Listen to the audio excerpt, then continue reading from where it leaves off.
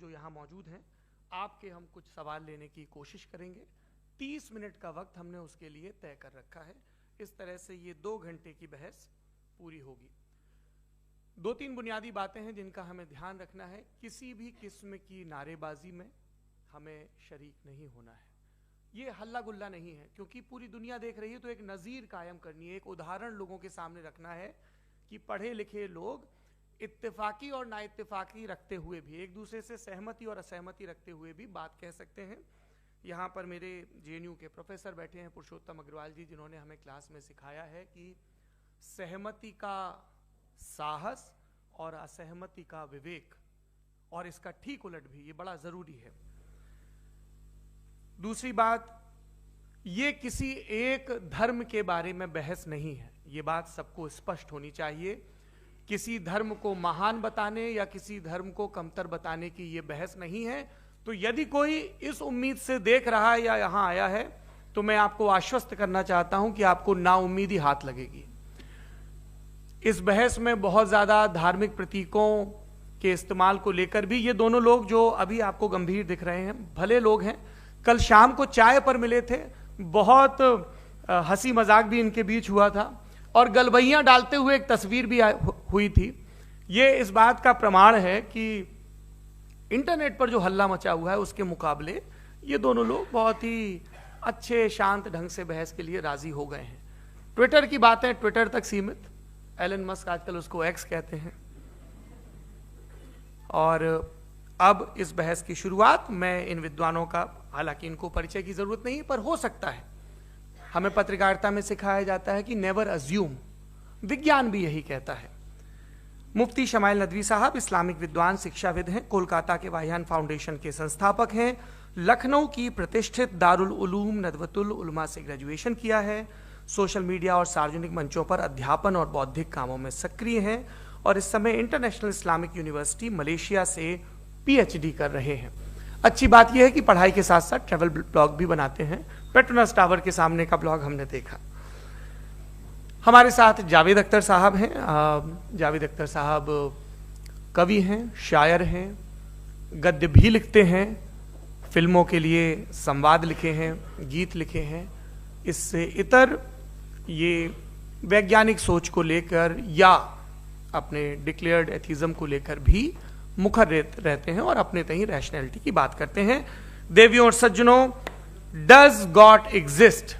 इस सवाल का जवाब सब अपने अपने तहीं खोजने की कोशिश कर रहे हैं। कोई इसको गॉड डैम पार्टिकल की खोज बताता है, कोई गॉड पार्टिकल की खोज बताता है, कोई हिग्स बोसान की खोज बताता है, कोई ये सवाल जवाब तलाशने की कोशिश करता है कि मास एग्जिस्टेंस में आखिर आया कैसे, हुआ क्या था, सृष्टि के पहले, समय के पहले क्या था, और कोई ये कहता है कि ये सारी खोजें जिस मस्तिष्क में हो रही हैं प्रकृति के क्रम में, वो कैसे विकसित हुआ।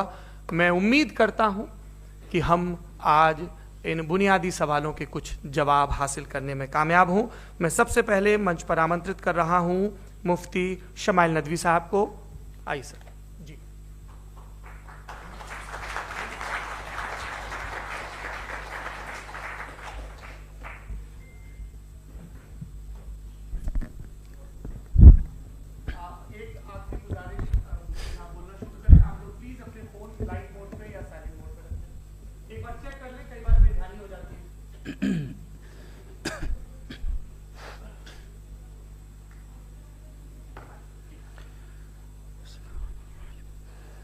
तमाम तारीफ़ें उस क्रिएटर के लिए जिसने इस यूनिवर्स को एक मकसद के तहत पैदा किया है। रिस्पेक्टेड जनाब जावेद अख्तर साहब, मिस्टर सौरभ द्विवेदी, और respected audience, thank you all for being here today. आज की डिबेट में चूंकि हम बात करने वाले हैं डज गॉड एग्जिस्ट के टॉपिक पर, तो ये एक ऐसा टॉपिक है जिसके मुताल्लिक कोई भी डिसीजन लेने के लिए अलग अलग स्टैंडर्ड्स हो सकते हैं। लिहाजा डिबेट के शुरू में यह जरूरी है कि हम ये जान लें कि आज के इस टॉपिक में कौन सा स्टैंडर्ड सही होगा और कौन सा गलत होगा। सबसे पहला स्टैंडर्ड जिसे मैं समझता हूं कि हमारे रिस्पेक्टेड जनाब जावेद अख्तर साहब बड़ी तेजी के साथ उसकी तरफ लपकेंगे, वो है science.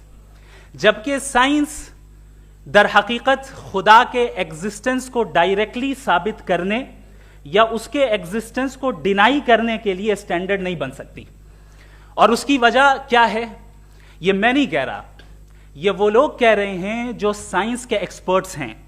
National academy of science कहती है science doesn't have the processes to prove और disprove the existence of God. Why? क्योंकि साइंस का ताल्लुक एम्पेरिकल एविडेंस से है और एम्पेरिकल एविडेंसेस का ताल्लुक हमारे नेचुरल और फिजिकल वर्ल्ड से है, जबकि गॉड नॉन फिजिकल और सुपर नेचुरल रियलिटी है। लिहाजा नॉन फिजिकल रियलिटी को आप उस टूल के साथ नहीं चेक कर सकते जिसका काम फिजिकल रियलिटी को तलाश करना है। लिहाजा आज इस डिबेट में गॉड की एग्जिस्टेंस को साबित करने या उसे डिनाई करने में साइंटिफिक एविडेंस को एक्सेप्ट नहीं किया जाएगा। दूसरा स्टैंडर्ड हो सकता है रेविलेशन, कि रेविलेशन के जरिए हम यह साबित करें कि गॉड एग्जिस्ट करता है या नहीं। लेकिन यह स्टैंडर्ड भी आज इररेलेवेंट है। क्यों? क्योंकि रेविलेशन मेरे नजदीक सोर्स ऑफ नॉलेज है, वैलिड सोर्स ऑफ नॉलेज है, लेकिन हमारे जावेद अख्तर साहब के नजदीक यह वैलिड सोर्स ऑफ नॉलेज नहीं है। लिहाजा आज की डिबेट में मैं एक भी एविडेंस किसी भी मजहबी स्क्रिप्चर से नहीं दूंगा ताकि जावेद अख्तर साहब के लिए वो अनएक्सेप्टेबल ना हो। तीसरा जो मेयार हो सकता है वो है ऑब्जर्वेशन, कि भाई कोई कहे कि हमें खुदा दिखाओ, अगर है तो दिखाओ, या ये कि खुदा के एग्जिस्टेंस पर एम्पेरिकल एविडेंस दो, तो ये है दर हकीकत गलत टूल का इस्तेमाल करना। ये ऐसा ही है कि जावेद साहब मुझसे ये मुतालबा करें कि मुफ्ती साहब आप मेटल डिटेक्टर के जरिए प्लास्टिक डिटेक्ट करके दिखाएं। अब चूंकि प्लास्टिक डिटेक्ट नहीं हो पा रही है लिहाजा plastic does not exist. No, you are using the wrong tool. इस टूल से प्लास्टिक को डिटेक्ट नहीं किया जाता। लिहाजा मैं समझता हूं कि गॉड के एग्जिस्टेंस पर एम्पेरिकल एविडेंस का मुतालबा करना एक बचकाना मुतालबा है, और हमारे रिस्पेक्टेड जनाब जावेद अख्तर साहब इस स्टेज से अब बहुत आगे निकल चुके हैं। अब बचता है एक ही स्टैंडर्ड, और वो स्टैंडर्ड है अक्ल, लॉजिक, रीजनिंग। और यही वो स्टैंडर्ड है जिसके तहत गॉड की एग्जिस्टेंस को साबित किया जाएगा या गॉड की एग्जिस्टेंस को डिनाई किया जाएगा। लेकिन चूंकि ये बहुत इंपॉर्टेंट और सेंसिटिव टॉपिक है, इसलिए लॉजिकल आर्ग्यूमेंट भी ऐसा होना चाहिए जो डेफिनेटिव हो, इनडेफिनेटिव ना हो, जो 2 और 2 4 की तरह बिल्कुल वाजे हो, जिसे लॉजिकली रिजेक्ट करना पॉसिबल नहीं हो। फॉर एग्जाम्पल हम कहें हमारे रिस्पेक्टेड मिस्टर सौरभ साहब, ये एक इंसान है और तमाम इंसान कॉन्शियस बीइंग है, लिहाजा नतीजा क्या निकला, हमारे सौरभ साहब भी कॉन्शियस बीइंग है। क्या ये इनडेफिनेट आर्ग्यूमेंट है या डेफिनेट आर्ग्यूमेंट है? ये डेफिनेट आर्ग्यूमेंट है। ये 2 और 2 की तरह वाजे है, इसमें किसी तरह जो है लॉजिकली इसको रिजेक्ट नहीं किया जा सकता। तो अगर आज हमारे जावेद अख्तर साहब ऐसी कोई अकली दलील और लॉजिकल एविडेंस दें खुदा के ना होने पर जो डेफिनेट भी हो, तो मैं ये ऐलान करता हूं कि यकीनन मैं उस एविडेंस को कबूल करूंगा और उस पर गौर करूंगा। लेकिन साथ में यह भी ऐलान कर देता हूं प्रेडिक्शन के तौर पर कि ऐसा कोई डेफिनेट आर्ग्यूमेंट कोई नहीं पेश कर सकता। दलील हम देंगे और डेफिनेटिव दलील देंगे, लॉजिकल दलील देंगे, ऐसी दलील देंगे जो एंटायर एथिस्टिक वर्ल्ड उसे रेफ्यूट नहीं कर सकती। चलें अब हम एक एग्जाम्पल सोचते हैं, एक सिनेरियो, सिंपल सिनेरियो, तमाम ऑडियंस से गुजारिश है, हम और आप एक आइसोलेटेड आइलैंड पर हैं, ऐसा आइलैंड जहां पे हमसे पहले कोई कभी नहीं गया। चलते चलते आपके सामने अचानक आपने देखा एक पिंक कलर की बॉल पड़ी हुई है। सबसे पहला सवाल आपके जहन में क्या आएगा कि ये बॉल यहां क्यों आई, कैसे आई, ये पिंक कलर की ही क्यों है, कोई और कलर भी हो सकता था, ये इसी शेप में क्यों है, कोई और शेप भी हो सकता था। नेचुरली आप इस तरफ पहुंचेंगे कि कोई ना कोई है जिसने इन स्पेसिफिक प्रॉपर्टीज के साथ इस बॉल को बनाया है और यहां पे रखा है। चूंकि आप जानते हैं कि ये जो बॉल है इसका एग्जिस्ट करना जरूरी नहीं है, ये एग्जिस्ट कर भी सकती थी, नहीं भी कर सकती थी, और एग्जिस्ट करना ही था तो किसी और फॉर्म में करती, किसी और कलर में करती। अब आप इस बॉल को एक्सपैंड करते चले जाएं, एक्सपैंड करते चले जाएं, एक्सपैंड करते चले जाएं, यहां तक कि ये बॉल यूनिवर्स के साइज की हो जाए। बताइए कि क्या साइज के बढ़ जाने से सवाल बदल जाएगा? हरगिज नहीं बदलेगा। अभी भी सवाल रहेगा ये यूनिवर्स कहां से आया, इन स्पेसिफिक प्रॉपर्टीज के साथ कहां से आया, क्यों आया, किसने बनाया, यह सवाल उस वक्त भी वैलिड रहेगा। लेकिन यह सवाल अगर हम जनाब जावेद अख्तर साहब से करें तो चूंकि इनका वर्ल्ड व्यू एथिस्टिक है, और सिर्फ इनका नहीं, मतलब जितने भी एथिस्ट हैं और एथिस्टिक वर्ल्ड व्यू को रखने वाले से अगर आप ये सवाल करें कि ये यूनिवर्स कहां से आया, तो इनका जवाब या तो आर्ग्यूमेंट फ्रॉम इग्नोरेंस होगा या डॉगमेटिक होगा। या तो ये कहेंगे कि मुझे नहीं पता कि ये कहां से आया, लिहाजा गॉड डज नॉट एग्जिस्ट, ये आर्ग्यूमेंट फ्रॉम इग्नोरेंस है, या ये कहेंगे कि ये यूनिवर्स खुद ब खुद बन गया। इसका मतलब ये है कि उस बॉल को भी खुद ब खुद बन जाना चाहिए, लेकिन बॉल के ताल्लुक से ये एक्सप्लेनेशन एक्सेप्ट नहीं की जाएगी कि ये खुद ब खुद बन गई, लेकिन यूनिवर्स के ताल्लुक से कर दिया जाएगा। इसे हम दूसरे अल्फाज में डॉगमा भी कह सकते हैं। दूसरी चीज, हमारे जावेद अख्तर साहब जरूर गॉड ऑफ गैप्स की मिसाल भी जरूर देंगे, और मिसाल देंगे कि पहले जमाने में बिजलियां कड़कती थी तो लोगों ने किसी एक खुदा की तरफ, और बारिश होती थी तो दूसरे खुदा की तरफ मंसूब कर दिया, उनके पास दलील नहीं थी। यह हमारा वर्ल्ड व्यू है ही नहीं, यह हमारा वर्ल्ड व्यू है ही नहीं, क्योंकि नेचुरल फेनोमेना के प्रोसेस की इंटरप्रिटेशन को जान लेने से यह कहां से साबित हो गया कि गॉड एग्जिस्ट नहीं करता है। इस पर मैं इंशाअल्लाह अभी आगे बात करूंगा। आप हजरात ये भी देखेंगे, और मैं ये एक्सपेक्ट करता हूं कि हमारे रिस्पेक्टेड जनाब जावेद अख्तर साहब जरूर इमोशनल आर्ग्यूमेंट्स भी देंगे, जो कि एक लॉजिकल फेलेसी है जब बात आती है ट्रुथ को डिसाइड करने में। क्यों? मिसाल के तौर पर वो कहेंगे कि अगर गॉड है तो ईविल क्यों एग्जिस्ट करता है, जबकि मैं कहता हूं ईविल का एग्जिस्ट करना गॉड के एग्जिस्ट करने की दलील है, उसके खिलाफ नहीं है। चूंकि अगर गॉड है तो हम सब उसके सामने अकाउंटेबल हैं, और अगर हम अकाउंटेबल हैं तो अकाउंटेबिलिटी के लिए ईविल का मौजूद होना जरूरी है, उसके बगैर हम अकाउंटेबल नहीं हो सकते। और अगर हम अकाउंटेबल नहीं हैं तो हम जनाब जावेद अख्तर साहब से पूछेंगे कि आप बताएं कि फिर सफरिंग इस दुनिया में क्यों है? अगर खुदा नहीं है तो सफरिंग क्यों है? और उन लोगों के जज्बे का क्या जिनके अंदर सफरिंग के बाद इंतकाम लेने का जज्बा पाया जाता है और वो इस दुनिया से ऐसे ही चले गए, क्या उनकी सारी तकलीफें बेकार चली जाएंगी? अब आ जाएं उसी एग्जाम्पल की तरफ कि बॉल, मुझसे अगर कोई पूछे इस बॉल को किसने बनाया और या इस एक्सपेंडेड बॉल को किसने बनाया, मैं कहूंगा कि चूंकि ये यूनिवर्स और इस यूनिवर्स की तमाम चीजें कॉन्टिंजेंट हैं। कॉन्टिंजेंट होने का मतलब ये होता है कि जो अपने एग्जिस्टेंस पे किसी के ऊपर डिपेंड करती हो, तो जाहिर है ये यूनिवर्स कॉन्टिंजेंट है। और अगर कोई चीज कॉन्टिंजेंट नहीं है तो मैं रिक्वेस्ट करूंगा कि मुझे दिखा दें कि कौन सी चीज यूनिवर्स में कॉन्टिंजेंट नहीं है, हम भी जरा गौर कर लें और हम भी देख लें। और जब कॉन्टिंजेंट चीजें मौजूद हैं तो फिलोसोफर्स की इस्तिलाह के मुताबिक, हम उस टर्मिनोलॉजी के मुताबिक हम उस जगह तक पहुंचते हैं और उस हस्ती तक पहुंचते हैं जिसे नेसेसरी बीइंग कहा जाता है, कि ये वो नेसेसरी बीइंग है जिसका मौजूद ना होना नामुमकिन हो। क्योंकि अगर ये मौजूद ना हो तो सारी चीजें एग्जिस्टेंस में आएंगी ही नहीं, और ये सारी कॉन्टिंजेंट चीजें उसी के ऊपर डिपेंड करती हैं। अब अगर आप ये सवाल करते हैं कि फिर उस हस्ती को किसने बनाया, फिर उसका कॉज क्या है, फिर उसका कॉज क्या है, फिर उसका कॉज क्या है, और एंडलेसली चले जाएं, इसे हम कहते हैं इन्फिनिट रीग्रेस ऑफ कॉजेस, जो कि लॉजिकल फेलेसी है। कॉन्सेप्चुअली इंफिनिटी पॉसिबल है। मिसाल के तौर पे न्यूमेरिकल्स 1 2 3 गिनते चले जाएं, इन्फिनिट नंबर्स हैं। मैं कॉन्सेप्चुअली बात नहीं कर रहा, प्रैक्टिकली रियलिटी में साबित करके दिखाएं कि infinite regress of causes possible हैं या नहीं। अगर पॉसिबल हैं तो हम मान लेंगे, मिसाल दे दें, और पॉसिबल नहीं है तो एक ही ऑप्शन बचता है जिसे हम कहते हैं नेसेसरी बीइंग। ऐसी नेसेसरी बीइंग जो इंडिपेंडेंट है, क्योंकि अगर वो डिपेंडेंट हुई तो वो नेसेसरी नहीं रहेगी। ऐसी इंडिपेंडेंट बीइंग जो इटर्नल है, अगर वो इटर्नल नहीं होगी, उसकी बिगिनिंग होगी तो वो खुद कॉन्टिंजेंट है। ऐसी बीइंग जो पावरफुल है, क्योंकि कॉन्टिंजेंट को एक्चुअलाइज करने के लिए पावर चाहिए। ऐसी बीइंग जो इंटेलिजेंट है और नॉलेजेबल है, क्योंकि ये यूनिवर्स स्पेसिफिक फॉर्म और स्पेसिफिक लॉज ऑफ नेचर के तहत प्रिसाइजली चल रहा है। थैंक यू मुफ्ती साहब। मैं इन दलीलों के बाद जावेद अख्तर साहब से गुजारिश करूंगा, आप बैठ के बोलना चाहेंगे या आगे? जी।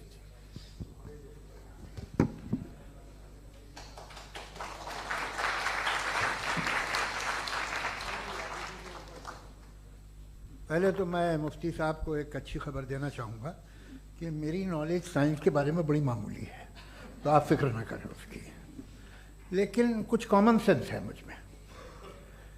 देखिए, ये खुदा का तस्वुर कोई नया तस्वुर नहीं है, ये सदियों से रहा है।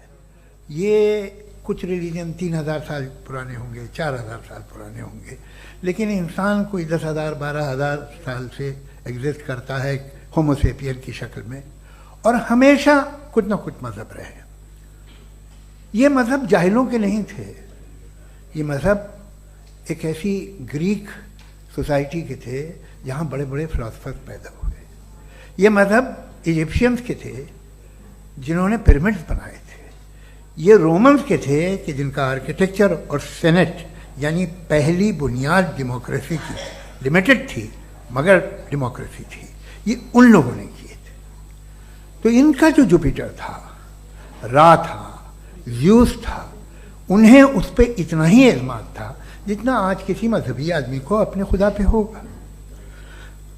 क्रिश्चियनिटी आने से पहले यूरोप में एक मजहब था जर्मेनिक रिलीजन। उसका एक खुदा था, उसकी एक बीवी थी, उसके 2 बेटे थे, एक बेटी थी। फिर जर्मनी में जब यूरोप में क्रिश्चियनिटी आई तो वो खुदा, उसकी बीवी और पूरे ख़ानदान चला गया। तो हमने, अगर हम हिस्ट्री देखें तो खुदा जो हैं वो ज़्यादातर फ़नी है, वो हमेशा रहे नहीं।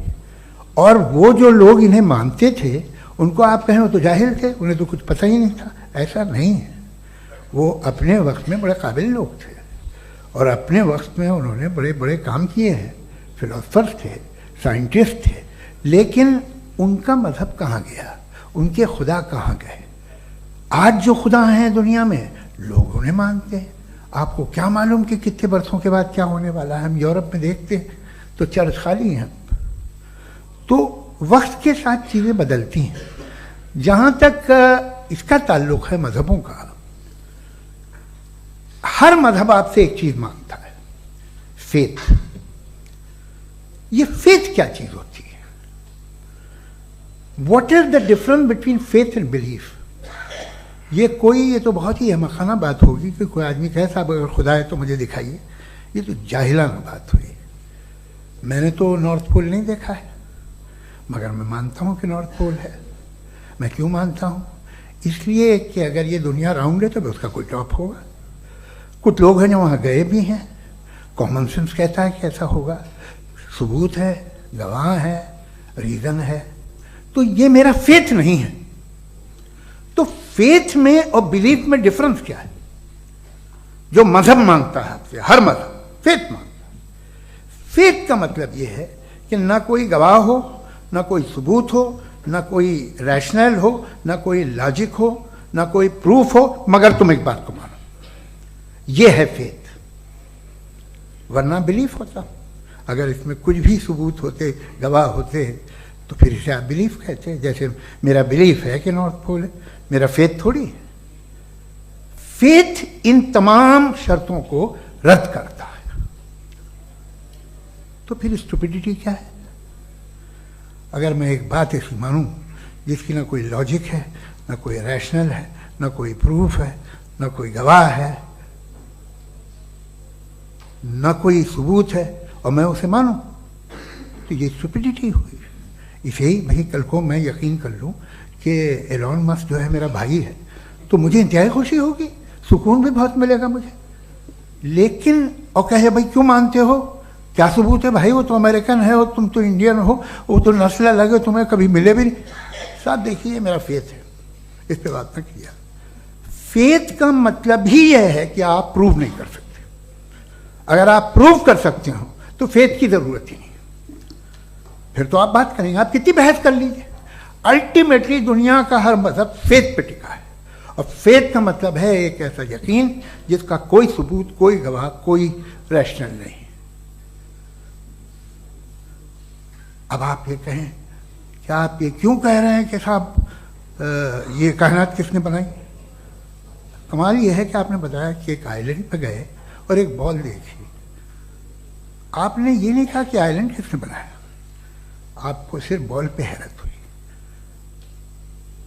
हमने आइलैंड पे हमने हैरत नहीं की, होते हैं आइलैंड। इसी तरह ये आइलैंड है, सितारे, ये गैलेक्सीज, ये सब आइलैंड हैं, खला में। हम उन्हें टेकन फॉर ग्रांटेड लेते हैं, हम पूछते नहीं किसने बनाए। आपने जजीरे के बारे में भी नहीं पूछा है। मेरी पैदाइश कैसे हुई? क्या मैं प्लान पैदा हुआ था? I was plan to be born. या एक लकी स्पर्म था जो किसी एग से चिपक गया। मेरी पैदाइश रैंडम। और इंसाफ जिसे आप कहते हैं, इंसाफ का तो नेचर से कोई वास्ता ही नहीं है। जो आप कहते हैं कि एक दिन इंसाफ मिलेगा, इंसाफ is a human concept, nature में कोई इंसाफ नहीं। अगर शेर हिरन को खा जाता है तो उसे कोई सजा नहीं मिलती। अगर एक आंधी आती है और हरे भरे पेड़ों को उखाड़ के फेंक देती है तो आंधियों की जेल नहीं होती है। नेचर में इंसाफ नहीं, इसलिए वो नेचर को इंसाफ की जरूरत भी नहीं। नेचर तमाम एक है। अब हम कहें कि साहब ये देखिए जो मैंने खाना खाया था ये मेरी आंख तो नहीं यूं कर दिया उसे तो इसे सजा मिलनी नहीं, वो सिस्टम है, ऐसे ही चल रहा है। नेचर बगैर इंसाफ के है। इंसाफ इज अ ह्यूमन कॉन्सेप्ट। तो जो आपसे कहता है कि मैं तुम्हें इंसाफ दूंगा वो इंसानी जहन की पैदावार है। ये नेचुरल है ही नहीं, ये आसमानी है ही नहीं। नेचर का तसव्वुर, इंसाफ का तसव्वुर। भाई आप साथ मिलते हैं, अब आप लेफ्ट हैंड ड्राइव करते हैं, ये क्या है? तमाम सच, तमाम नेकी, तमाम शराफत लेफ्ट हैंड ड्राइव है। वरना क्या होगा, या तो आप क्रॉस कर देंगे, आपका एक्सीडेंट हो जाएगा, या आप किसी को मार देंगे, या ट्रैफिक जैम हो जाएगा। झूठ, बेईमानी, रिश्वतखोरी, ये तमाम जो है driving on the wrong side है। इसके ऊपर कुछ नहीं। ये तो हमने बनाया, जैसे हमने लेफ्ट हैंड ड्राइव बनाई है। ये कॉन्सेप्ट ऑफ इंसाफ जो है ये हमारा है, इसका नेचर से कोई वास्ता नहीं। शेर खा जाता है हिरन को, उसे जेल होती है क्या? कुछ भी नहीं, है ही नहीं। तो ये जो दुनिया के रिलीजन प्रॉमिस करते हैं आपसे इंसाफ, इसी से मालूम होता है कि ये मैन मेड है। ये तसव्वुर कहीं और का है ही नहीं। जो नेचर है, कुछ लोग कहते हैं नेचर ही खुदा है, तो नेचर में तो इंसाफ नहीं कहीं। और आप वादा कर रहे हैं कि तुम्हें मरने के बाद इंसाफ मिलेगा। मुझे अगर मिलेगा तो मैं बहुत खुश होऊंगा, लेकिन मैं यकीन नहीं कर पाता हूं, इसलिए कि मैं फेथ नहीं पैदा कर सकता। The very fact that religions demand faith, इसका मतलब है कि उनके पास जस्टिफिकेशन नहीं है। अच्छा था फिर रिलीजन अगर मॉडरेशन में है, कोई सा भी नहीं, वो आप में कुछ खूबियां भी पैदा करता होगा, देखिए उससे ये फ़ायदा है, वो फ़ायदा है। अल्कोहल जो है वो ज़्यादातर दवाओं में यूज़ होती है, और एक सर्वे किया गया था अमेरिका में कि लॉन्जेटिविटी किन लोगों की है। तो एक तरफ वो लोग थे जो शराब पीते ही नहीं थे, और एक तरफ वो थे जो एक बोतल शराब रोज पीते थे। सबसे ज़्यादा लंबी उम्र की है जो 2 पैक नाप के शराब पीते और खाना खाते हैं। मगर हम शराब को बुरा समझते हैं, मैं भी बुरा समझता हूँ। क्यों? ऐसा होता नहीं। कुछ चीज़ों में आदत होती है जो बढ़ती है। आज तक में एक आदमी दूध पीता है, आप 10 साल बाद भी मिलेंगे तो एक ही गिलास पीता होगा। ऐसा नहीं होता, सुबह से दूध पीता रहता है। मिल्कोहलिक मैंने नहीं देखे, अल्कोहलिक होते हैं। ये टेंडेंसी है मजहब की कि वो बढ़ता है, जैसे कैंसर बढ़ता है, जैसे शराब बढ़ती है। कुछ लोग होंगे जो उसे सही तरह से यूज़ करते हैं। मुझे यकीन है कि हमारे मुफ्ती साहब भी उनमें से एक, इनसे बहुत खुशी हुई मुझे इनसे मिलकर। लेकिन कितने लोग हैं कि आज आप देखते हैं दुनिया में जो तबाहियाँ हैं, इनमें कितना हाथ है उन लोगों का जो बिलीवर कहते था मजहब ये नहीं कहता, ना कहता होगा, मगर जब ये मजहब पीते हैं तो ऐसे बिहेव करते हैं। थोड़ा सा अगर हो तो शायद बहुत अच्छी बात, लेकिन शराब थोड़ी सी नहीं रहती, उसमें टेंडेंसी है पहले। थोड़ा सा अगर 2-3 कैंसर के सेल हो ना बॉडी में तो आदमी स्लिम रहेगा, लेकिन वो 2-3 सेल नहीं रहते, वो मल्टीप्लाई होते हैं। जावेद साहब टाइम पूरा हो गया। टाइम हो गया, तो बस बात खत्म हो गई। अच्छा, मुझे कुछ और कहने को था भी नहीं। जी, मैं पहले जवाबी दौर के लिए इनवाइट कर रहा हूं मुफ्ती साहब को। Your rebuttal round 1, you have 7 minutes.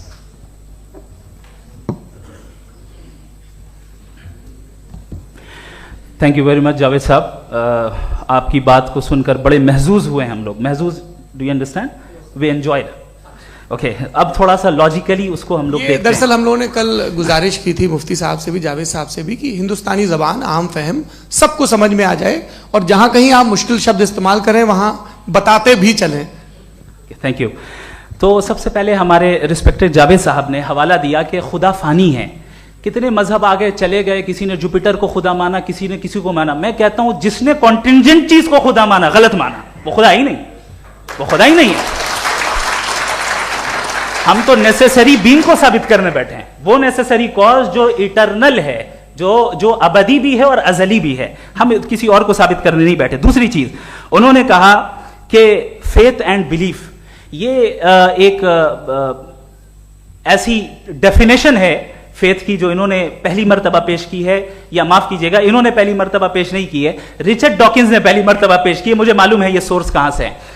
एपिस्टेमोलॉजिकली faith और बिलीफ का फर्क आप इस तरह नहीं कर सकते सर। फेथ सही भी होता है, गलत भी होता है, बिलीफ सही भी होता है, गलत भी होता है। जो लॉजिक, रीजन और एविडेंस से बैक्ड होगा वो फेथ सही होगा। और आप जिस फेथ की बात कर रहे हैं कि इलॉजिकल है और उसके पीछे नहीं है, तो we are on the same page. हम नहीं मानते उस फेथ को, जो फेथ ऐसा हो जिसके पीछे कोई लॉजिक ना हो, एविडेंस ना हो, हम नहीं मानते। हम तो उस फेथ के कायल हैं जिसके पीछे लॉजिक हो और एविडेंस हो। तो बिलीफ सही भी होता है, गलत भी होता है, फेथ भी सही होता है और गलत भी होता है। तो आज फेथ और बिलीफ के डिफरेंस पे बात नहीं हो रही। आज आप चाहे फेथ एक्सेप्ट कर लें या बिलीफ एक्सेप्ट कर लें, आज ये बात होगी कि ट्रूथ क्या है, चाहे ट्रू बिलीफ सही है या ट्रू फेथ सही है, और फॉल्स फेथ क्या है और फॉल्स बिलीफ क्या है, बात इस पे हो रही। दूसरी चीज इन्होंने पूछा स्टुपिडिटी फिर क्या है। अगर फेथ रिलीजन स्टुपिडिटी नहीं है तो और क्या है? चूंकि फेथ का मुतालबा करते हैं तो स्टुपिडिटी क्या है? मैं कहता हूं स्टुपिडिटी एथिज्म है। उसकी वजह यह है कि आप एक सड़क पे जा रहे हो और आप किसी गार्डन में जाएं और देखें वहां लिखा है फूलों के साथ I love Javed Akhtar, and I really do, I love you sir. So जब आप वहां पर पहुंचे तो वहां पहुंचकर अब ये बताएं, क्या आप ये कहेंगे वाह व्हाट अ नेचुरल सिलेक्शन? ये क्या नेचुरल सिलेक्शन है? नहीं, ये प्रिसाइजली डिजाइंड है, इसके पीछे डिजाइनर है। लिहाजा अगर कोई एक ऐसी कॉमन सेंस की बात को कबूल नहीं कर रहा है कि यूनिवर्स जो इतने प्रिसाइजली काम कर रहा है, हम कह दें कि खुद ब खुद बन गई, मैं समझता हूं इससे बड़ी स्टुपिडिटी और कुछ नहीं है। ये रैशनल चीज है। फिर हमारे सर ने कहा कि आपने बॉल पे फोकस किया, आइलैंड पे फोकस नहीं किया। अरे आइलैंड को किसने बनाया यही समझाने के लिए तो बॉल की मिसाल दे रहा हूं। और बॉल भी कॉन्टिंजेंट है, आइलैंड भी कॉन्टिंजेंट है, दोनों नेसेसरी बीइंग का मुतालबा करते हैं। आगे इन्होंने कहा कि नेचर में कोई इंसाफ नहीं है। हम डिसाइड करते हैं कि मोरालिटी क्या होती है, इंसाफ क्या होता है। हम डिसाइड करते हैं, जैसे ड्राइविंग सीट में ट्रैफिक वाला, ये तो किसी खुदा ने नहीं कहा, ये है, इसे कहते हैं फॉल्स इक्विवेलेंस। ये एक लॉजिकल फेलेसी है। आपने जो है मिसाल दी ड्राइविंग की और ट्रैफिक की, ये सब्जेक्टिव मोरालिटी है।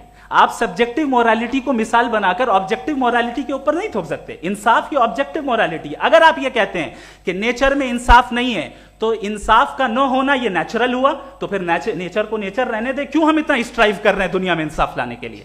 ये तो इलॉजिकल बात है, इरैशनल बात है। इसलिए बहुत सी चीजें ऐसी हैं जो ऑब्जेक्टिवली जो है इविल या गुड हैं, और बहुत सी चीजें ऐसी हैं जो सब्जेक्टिवली हैं। सब्जेक्टिवली जो मोरल होता है या इमोरल होता है, उसको हम सोशल कंसेंसस से या पर्सनल प्रेफरेंस से डिसाइड करते हैं।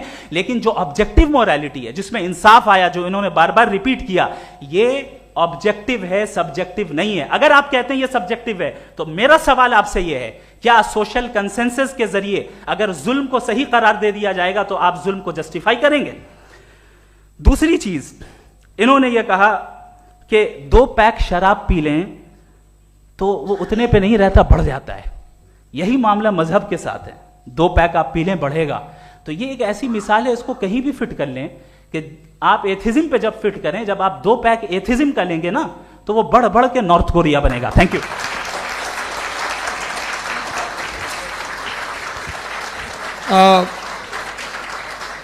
फर्स्ट राउंड की रिबटल के लिए मैं जावेद साहब को इनवाइट कर रहा हूं। आपके पास 7 मिनट का वक्त है, रीसेट कर दीजिएगा प्लीज।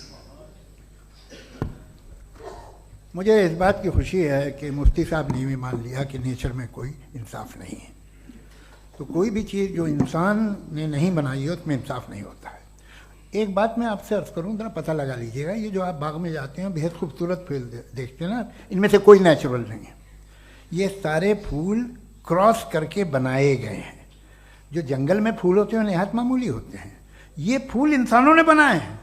जो आप बाग में देख के वाह वाह कहते हैं, ये इंसानों के बनाए हुए हैं। डिफरेंट फूलों को क्रॉस करके, डेवलप करके, फिर क्रॉस करके इस तरह से बनाए गए। नेचुरल फ्लावर नहीं। किसी जंगल वीरान में जाके आप गुलाब के फूल नहीं देखेंगे। ये सब बनाए हुए इंसान ने, बहुत से काम इंसान ने किए। बाकी है कि आपने मेरी एक बात का जवाब नहीं दिया, जिससे मुझे शिकायत है कि फेथ क्या है और आप फेथ मांगते क्यों हैं मुझसे। आप तो लॉजिकल हैं, आपके पास तो सारे रैशनल हैं, आपके पास सारे सबूत हैं, तो आपको फेथ की डिमांड क्यों करते हैं कि भाई तुम सरेंडर कर दो और सवाल मत करो। कोई मजहब सारे सवाल करने की इजाजत नहीं देता है और मना करता है कि ज़्यादा सवाल ना करो, बह जाओगे तुम। आप क्यों रोकते हैं? हकीकत यह है कि इंसानी तारीख क्या है। इंसानी तारीख ये है कि दुनिया में दो तरह के लोग हुए हैं। एक वो जिन्होंने अपनी लाइल्मी की परस्तिश की है, दूसरे वो जिन्होंने अपनी इग्नोरेंस या लाइल्मी से झगड़ा किया है और मालूम किया है कि क्या है। ये जो आप कह रहे हैं, आज आप हैरान हैं कि भाई ये यूनिवर्स कैसे बनी। लोग हैरान थे कि सूरज डूबता है तो इधर से कैसे निकलता। और आप एक कदम जाके हमेशा का मानने को तैयार है, एक कदम पीछे ही मान जाइए। भाई आप इसके बाद जाते हो, कहते सवाल ना करना कि ये कहाँ से आया, ये पावर तो हमेशा से हमेशा रहेगी। तो आप यूनिवर्स के बारे में मानने में क्या तकलीफ है? एक कदम पहले रुक जाइए। ये हमेशा से थी या नहीं थी हमें मालूम नहीं है। और ये कहना कि हमें मालूम नहीं है, कमाल ये है कि दुनिया के सारे मजहब सब जानते हैं ये दुनिया कैसे बनी थी, कैसे मिटेगी, मरने के बाद क्या होगा, इनको सब इल्म है। इनको किसी को डायनासोर होते थे पहले ये नहीं पता था, किसी को नहीं पता। किसी भी दुनिया की मजहबी किताब में डायनासोर का जिक्र नहीं है। लेकिन बाकी सब बातें, how to make universe in 4 easy lessons and बाकी सब पता है। जिसको सब पता है वो गड़बड़ है। हम में ये इनकिसार, ये ह्यूमिलिटी होनी चाहिए कि हम ये कहें कि हमें ये बहुत सारी बातें नहीं मालूम, लेकिन हम उनकी परस्तिश ना करना, अपनी लाइल्मी को की परस्तिश ना करें, हम उसे पता लगाने की कोशिश करें। जिस दुनिया में आप बैठे हैं सर, ये हॉल जो है, ये इलेक्ट्रिसिटी जो है, ये माइक जो है, जिस हवाई जहाज से आप आए थे, वो जिस कार से आप यहाँ आए हैं, ये सब उन लोगों की बनाई हुई है जिन्होंने सवाल किए थे। ये दुनिया जिसमें आप आज आराम से हैं, ये उन लोगों की बनाई है कि जिन्होंने सवाल किए थे। और हर स्टेज पे इन सवालों को मकरूह कहा गया था, गलत कहा गया था। आप जरा तारीख पढ़िए, एक बड़ी दिलचस्प किताब है बर्ट्रैंड रसेल की, जिसमें उसने रिलीजन एंड साइंस कि कब से रिलीजन जो है साइंस के अगेंस्ट है। और हद तो यह है कि भाप के इंजन के खिलाफ थे, स्टीम इंजन के भी खिलाफ थे, और फतवे हुए उन पर, वेटिकन ने दिए। तो ये हमेशा, अभी जैसे ही ये राइट विंगर आते हैं अमेरिका में पावर में, तो वो जो अपना ये क्या बोलते हैं उसे, सीड क्या बोलते हैं, सीड क्या जो, हाँ नहीं सीड जो होते हैं जिस पे जी, नहीं भाई, वो जो ह्यूमन बॉडी के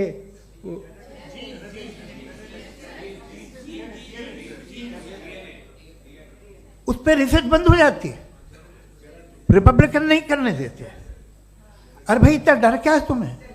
एक ज़माने में बहुत नाराज थे ये सारे मजहबी लोग कि ये इंसान तो इंसान बनाने की कोशिश कर रहा है। आपको क्या तकलीफ भाई, बना ले तो बना लेने दो, ये खौफ क्या है?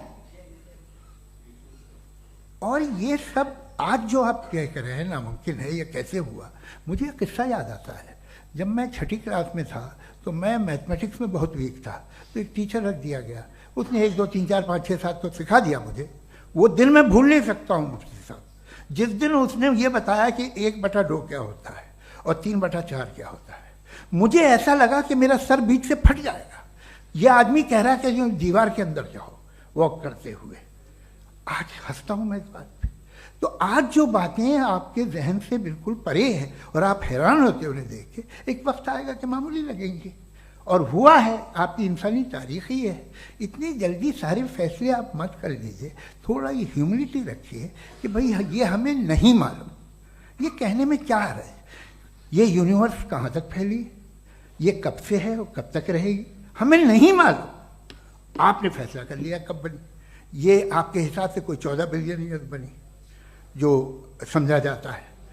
उससे पहले हजारों करोड़ों अरबों साल तक खुदा बैठा क्या कर रहा था? खामोश बैठा था, ऐसी जमाइयाँ ले रहा था। फिर उसे आइडिया आया, यार एक काम करते, वक्त अच्छा गुजर जाएगा, यूनिवर्स बना से। सोचिए, वो तो हमेशा से है ना, मगर यूनिवर्स हमेशा से नहीं है, ये तो बनाई गई है। और उससे पहले क्या था, इनका क्या काम था? कैसी बात है, ये बड़ा आसान है। जो बात हमें आज धीरे धीरे पता चली है, बरसों 2000 और 2500 साल पहले आपको किसी ने बता दिया कि क्या था, आप मान गए और तब से वही मान रहे हैं जो 2500 साल पहले कहा गया था। सब कुछ बदल गया है, सॉल्व हो रही हैं चीज़ें।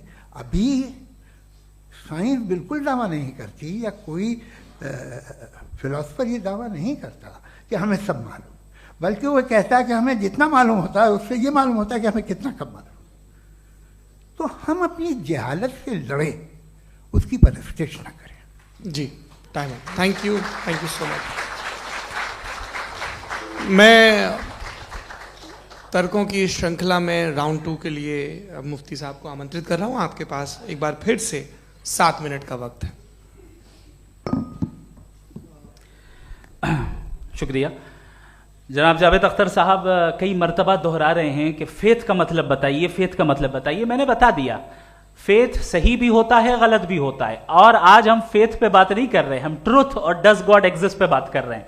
क्या डज गॉड एग्जिस्ट, ये ट्रुथ यानी गॉड है या नहीं है, इसमें से दोनों ट्रुथ क्या है। अब आप उसे फेथ कह लें, बिलीफ कह लें, नॉट माई बिजनेस। उसके बाद आपने कहा कि भाई सवाल करने से मजहब रोकता है।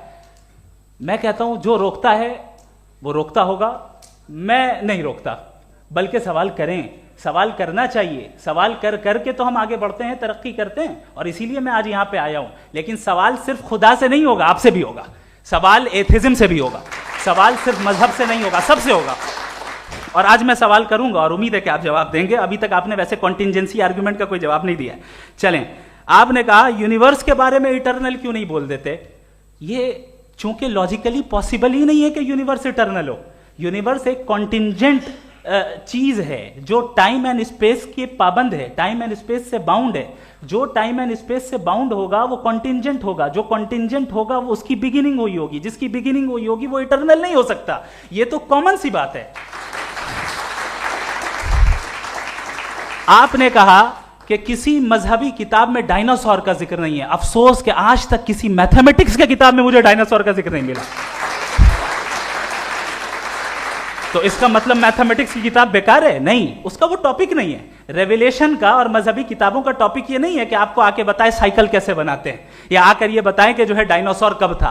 वो तो मोरालिटी सिखाने आया है, गॉड के बारे में बताने आया, नॉन फिजिकल रियलिटी की हकीकत को सिखाने के लिए आया। रिलीजियन साइंस को रोकता है? नहीं रोकता। अगर रोकता है तो गलत करता है। रिलीजियन साइंटिज्म को रोकता है, जिसमें हमारे जावेद साहब मुब्तला है। साइंस और साइंटिज्म में फर्क है। साइंटिज्म यह है कि आप समझें कि साइंस और साइंटिफिक मेथोडोलॉजी ये नॉलेज को हासिल करने का वाहिद सोर्स ऑफ नॉलेज है। यह है साइंटिज्म। हम इसे रिजेक्ट करते हैं।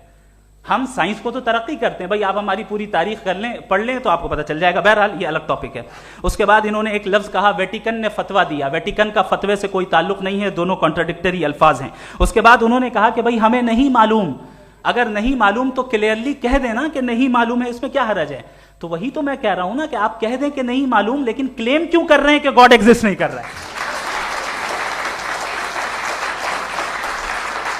आप कह दें नहीं मालूम है, हो सकता है हो सकता ना हो, लेकिन आप क्लेम कर रहे हैं। द मोमेंट यू से God does not exist. This is a claim. And now the burden of proof is upon you too. जैसे हमारे ऊपर है. और क्यों है मैं बताता हूं. क्यों है ये भी मैं बताता हूं. Philosophically जो क्लेम होता है ना, सिर्फ ये नहीं होता कि इंसान कहे पॉजिटिव क्लेम करे और नेगेटिव क्लेम करे तो बर्डन ऑफ प्रूफ नहीं है. आप मिसाल के तौर पे मैं कहूं कि फुला उस कमरे में कोई नहीं है, मैंने एक नॉलेज का क्लेम किया है. उस कमरे में कोई नहीं है, मैंने एक नॉलेज का क्लेम किया. या तो मैं कहूं मुझे नहीं पता, हो भी सकता है नहीं भी हो सकता है, this is not a claim. लेकिन जब मैं कह रहा हूं कि वहां कोई नहीं है या मैं कह रहा हूं वहां कोई है, दोनों क्लेम है और दोनों के ऊपर बर्डन ऑफ प्रूफ है. हमारे ऊपर भी बर्डन ऑफ प्रूफ है. मैंने कंटिजेंसी आर्ग्यूमेंट दिया, इसे तोड़कर दिखाइए. आखिरी चीज, इन्होंने कहा कि खुदा दुनिया बनाने से पहले 150 साल पहले या करोड़ों साल पहले क्या कर रहा था. अरे हजरत, चलें बहरहाल मैं जवाब दे देता हूं. आप हमारे रिस्पेक्टेड पर्सनालिटी हैं, अगर आप नहीं होते तो मैं ऐसे एंटरटेन ही नहीं करता.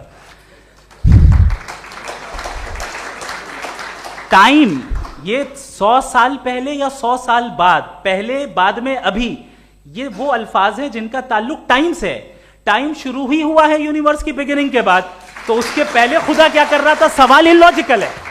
ये फेलेसी है.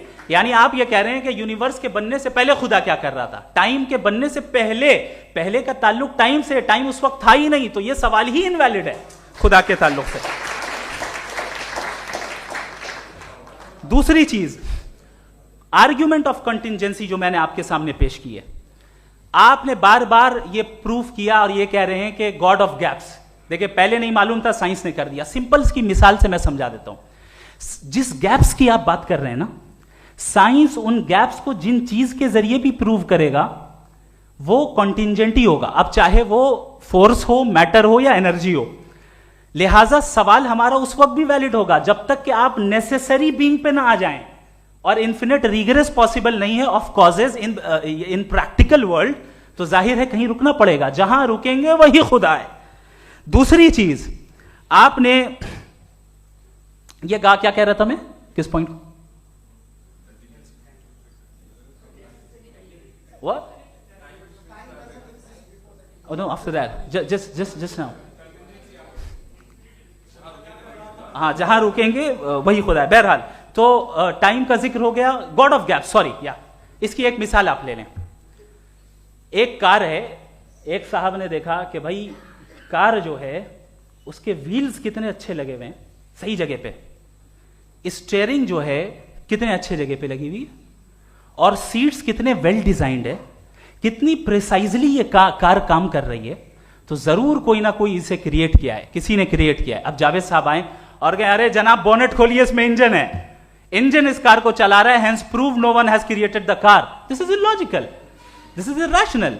आपने इंजन के जरिए उस गैप को तो साबित किया, लेकिन क्या उससे कार की जो क्रिएशन है और उसका जो क्रिएटर है ये इम्पॉसिबल हो जाए? ऐसा पॉसिबल है? उसका सवाल खत्म हो जाए, ऐसा पॉसिबल है? नहीं. आपने गैप्स को फिल करके, कॉन्टिंजेंट चीजों से गैप्स को फिल करके हमारे ऑब्जर्वेशन को और ब्रॉड कर दिया. अब हमें और पता चल गया कि ये जो कार है इसका सिस्टम कितना ज्यादा कॉम्प्लेक्स है. पहले कम समझते थे, अब कॉम्प्लेक्सिटी और ज्यादा वाजे हो गई. अब हमें समझ में आ रहा है कि हमारी सर्टेनिटी और बढ़ गई कि जरूर इस कार को किसी ना किसी ने बनाया. यही मामला यूनिवर्स का है. साइंस हमेशा फिजिकल वर्ल्ड की चीजों को ही फिल करती जाएगी और फिजिकल चीजों से ही करती जाएगी, चूंकि एम्पेरिकल एविडेंस का ताल्लुक फिजिकल वर्ल्ड से है. आप साइंस के जरिए मेटाफिजिकल रियलिटी को कभी साबित नहीं कर सकते. ये रॉन्ग टूल का इस्तेमाल करना है. ये वही काम है कि आप मेटल डिटेक्टर से प्लास्टिक डिटेक्टर करने चलें, जो कि जाहिर है सही नहीं है. Thank you.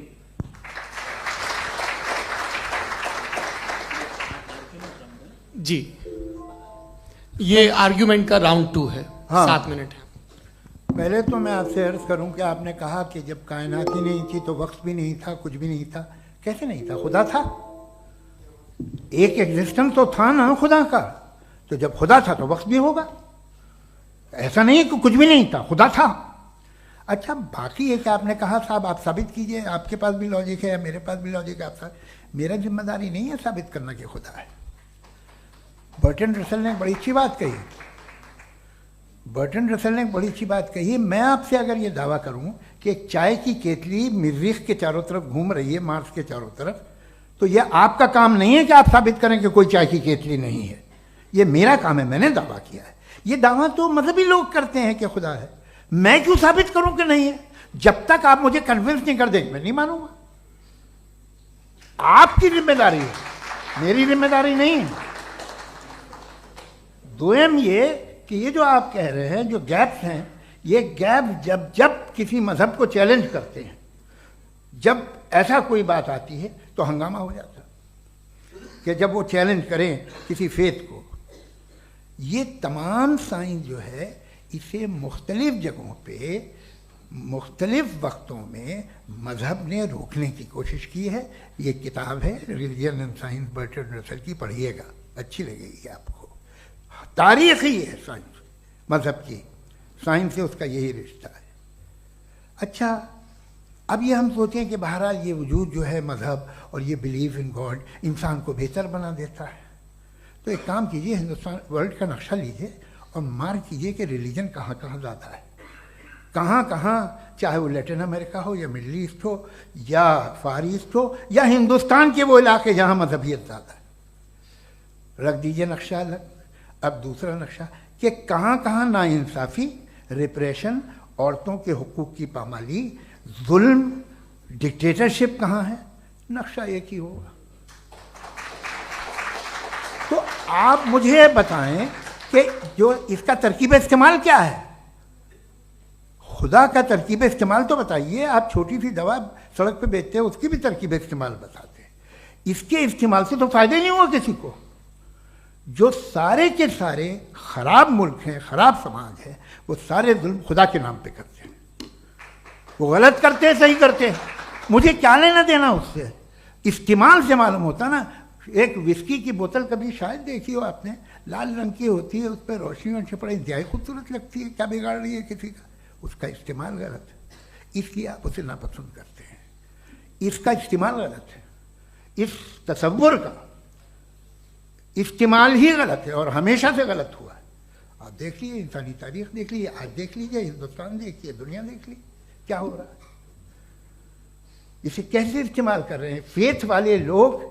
क्या फेयर हैं, जस्ट हैं, जो अपने खुदाओं पे यकीन रखते हैं? वो किस तरह के लोग हैं?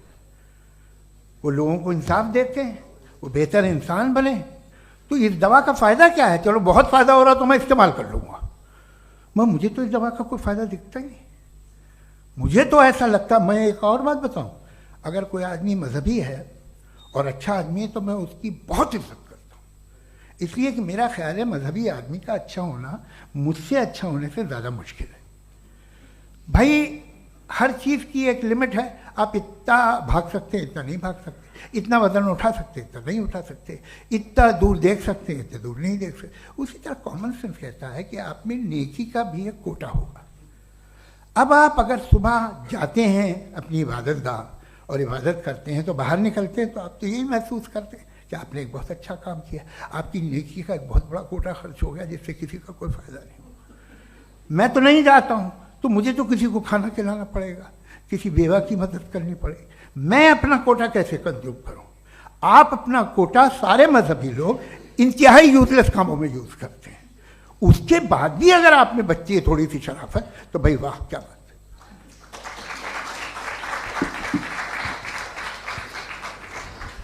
एक तो मुझे ये बात बहुत अच्छी लग रही है कि दोनों ही विद्वान समय को मानते हैं और बहुत समय से अपनी दलीलें और बाज दफ़ा समय से पहले अपनी तकरीरें पूरी करके अपनी अपनी कुर्सी पर बैठ रहे हैं।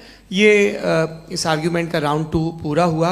अब रिबटल का राउंड 2 है और उसके बाद क्रॉस एग्जामिनेशन होगा। नहीं, आपका आर्ग्यूमेंट हो गया सर। हमारे यहाँ स्कूल के सिलेबस में पंच परमेश्वर कहानी पढ़ाई जाती है, प्रेमचंद जी की लिखी हुई। आप निश्चिंत रहिए, आपके कोई राउंड में मिस नहीं होने दूंगा। रिबटल का राउंड 2, मुफ्ती शमाइल नदवी साहब।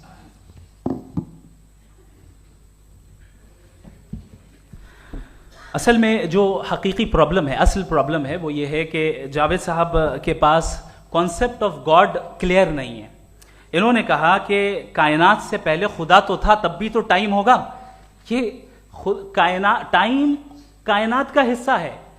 हम खुदा, उस खुदा को मानते हैं नेसेसरी बीइंग का टाइमलेस होना जरूरी है, चूंकि वो टाइम का क्रिएटर है।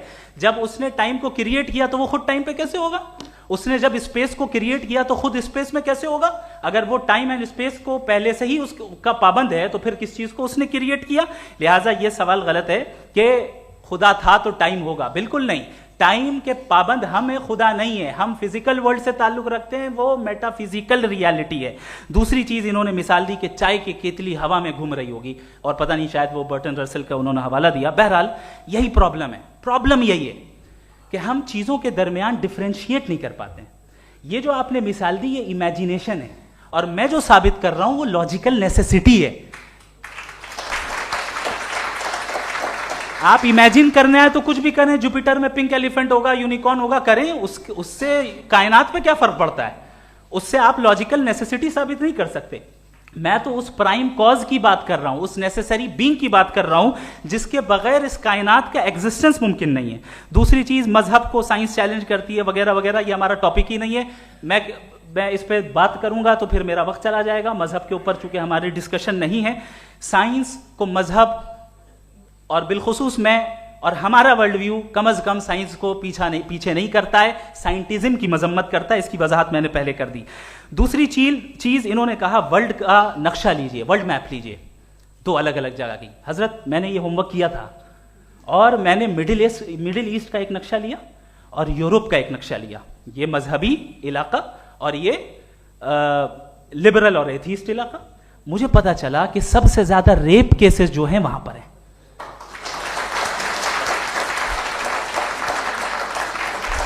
मुझे ये पता चला यूएन की रिपोर्ट के मुताबिक, मैं ये अपने घर से नहीं लेके आ रहा, कि जो वर्किंग वुमेन है यूरोपियन कंट्रीज में, उसमें 81% वुमेन सेक्सुअल हैरेसमेंट का वर्क में शुमार हो रही है। ये मिडिल ईस्ट में नहीं हो रहा है, वो मजहबी लोग हैं इसलिए नहीं हो रहा है। दूसरी चीज, आपने ये कहा कि मजहबी आदमी का अच्छा होना हमारे अच्छे होने से बहुत मुश्किल है, बहुत मुश्किल है। तो इसका मतलब यह है कि गॉड के अलावा आपके पास अच्छे और बुरे का कोई स्टैंडर्ड है। मैं चाहूंगा कि कन्वर्सेशनल स्टाइल वाली डिस्कशन और सेगमेंट पे इसी पे बात कर लेते हैं। Thank you very much.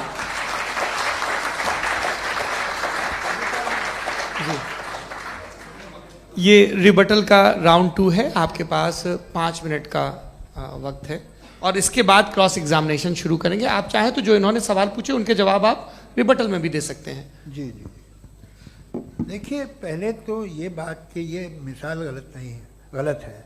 इन्होंने पहले ही हमको डिसार्म कर दिया। कह लिया अकल से मामला सॉल्व नहीं हो सकता, लॉजिक से आप पहुंच नहीं सकते। ये एक मेटाफिजिकल चीज़ है। मेटाफिजिकल अजीब सा लफ्ज़ है, ठीक से किसी को माने नहीं मालूम इसके, तो ऐसा लगता है कुछ बड़ी चीज़ है। अरे भाई, क्या होता है मेटाफिजिकल, बताओ, खड़ी हो। ये एक लफ्ज़ है जो कहीं भी इस्तेमाल हो जाता है। जब आप एक बात कर रहे हैं और आप मुझसे बहस कर रहे हैं तो मुझे मेटाफिजिकल मत बताइए, आप लॉजिकली मुझे प्रूफ किए। और अगर लॉजिकली आप नहीं बात करते साहब ये मेटाफिजिकल है, तो फिर हम आप बात क्या कर रहे हैं? मेरा आपका किस ज़बान में कॉन्वर्सेशन होगा? और ये कहना कि वक्त पहले नहीं था, तो फिर क्यों कहते हैं ये हमेशा से और हमेशा रहेगा? हमेशा वक्त है, तो आप कैसे कहते हैं वो हमेशा से है और हमेशा रहेगा? हमेशा का मतलब है कोई वक्त, अगर वक्त ही नहीं है तो हमेशा कैसे? बाहर वो रहेगा। अब मैं ये देखता हूँ, आपने कहा ना कि वहाँ रेप ज़्यादा होते हैं, तो हम एक बात देखते हैं कि ये दुनिया जिस पे वो कादर मुतलक है, जिसकी मर्ज़ी के बगैर पत्ता भी नहीं हिलता, ओमनीपोटेंट है, ये दुनिया चल कैसे रही है? और इस दुनिया का हाल क्या है? 45,000 बच्चे जो 10 साल की उम्र से कम थे वो गाजा में मरे। भूख से काला हांडी में बच्चे मरते हैं और डिप्थेरिया से मरते हैं। डिप्थेरिया अजीब मर्ज है, गले में जाली बनना शुरू होती है, बच्चा नीला हो जाता है, गरीब का बच्चा, इसलिए कि उपास इलाज में। ये कादर मुतलक है जो चाहे कर दे, इससे आप दुआएं मांगते हैं हमारी ये काम कर दे वो कर दे, तो इसका मतलब डे टू डे लाइफ में वो इंटरफेयर करता है और ये देख रहा है वो। अगर वो वाकई भी है फॉर डिस्कशन से, तो मैं जब दुनिया देखता हूँ तो मेरे दिल में उसके लिए कोई इज्जत नहीं पैदा होती। ये क्या कर रहे हो तुम पूरे ऑल पावरफुल हो, ओमनीपोटेंट हो, ओमनी प्रेजेंट हो। तुम तो वहाँ गाजा में रहे होगे ना, तुम हर जगह हो। तुम देख रहे थे कि बच्चे की कैसे धज्जियाँ उड़ रही, तुम देख रहे थे और तुम चाहते हो मैं तुम्हारी परस्तिश करूँगा, तुम हो भी। अरे यार, इससे अच्छे तो हमारे चीफ प्राइम मिनिस्टर हैं, कुछ तो ख्याल करते हैं। कमाल है, आप किसकी इबादत कर रहे हैं? अगर वो है भी, ये दुनिया नाइंसाफी से, जुल्म से, जबर से, तशद्दुद से भरी हुई। और आप ये मत कहिएगा कि वो देख रहा है और वो बताएगा एक दिन। अगर वो देख रहा है और इंटरफेयर नहीं करता तो आप दुआ क्यों मांगते? आप कहते हैं मेरा ये काम करा दे, इसके मतलब है वो दखल दे सकता है, वो आपको नौकरी दिलवा सकता है, भले दूसरे आदमी को न मिले, मगर आपका काम कर देगा चूंकि आपने दुआ मांगी है। तो जब वो आपको नौकरी दिला सकता है, लड़की की शादी कर सकता है, बेटे को ग्रीन कार्ड दिलवा सकता है, तो कम से कम ये जो मर रहे हैं बच्चे, इनको रोक दे, कुछ तो करे। मुझे तो दुनिया में, इस दुनिया का कोई मालिक है, इसका ओमनीपोटेंट कोई रूलर है, और ये दुनिया ऐसी चल रही है। मैं तो चाहूँगा कि भाई ना हो, अगर हो तो बड़ी शर्मिंदगी की बात है। शुक्रिया।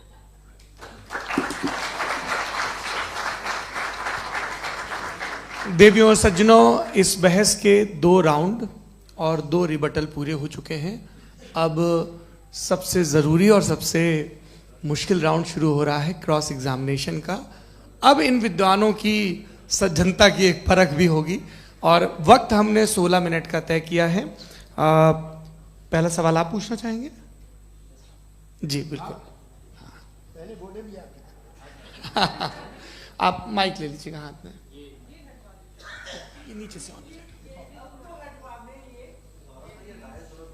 जी। मैं बोलता हूँ, ये डायस हटा सकते हैं क्या हम थोड़ा क्विकली? डायस पीछे कर दीजिए बस थोड़ा सा, है, ताकि ये जो दाएं बाएं लोग बैठे हैं, इसे हटा ही दीजिए। अब हम वहाँ तो जाने वाले नहीं। आराम से आराम से दोनों तरफ से हटा दीजिए।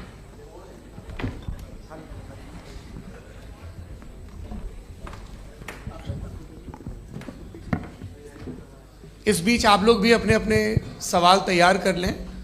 ये ध्यान रखेंगे कि मैं यहाँ से सवाल लूँगा, आप लोगों को अपना हाथ ऊपर करना है, अपना नाम बताना है और अधिकतम 3 वाक्यों में अपना सवाल पूरा करना है। कई लोग सवाल की जगह भाषण देने लगते हैं, उससे आज बचना है।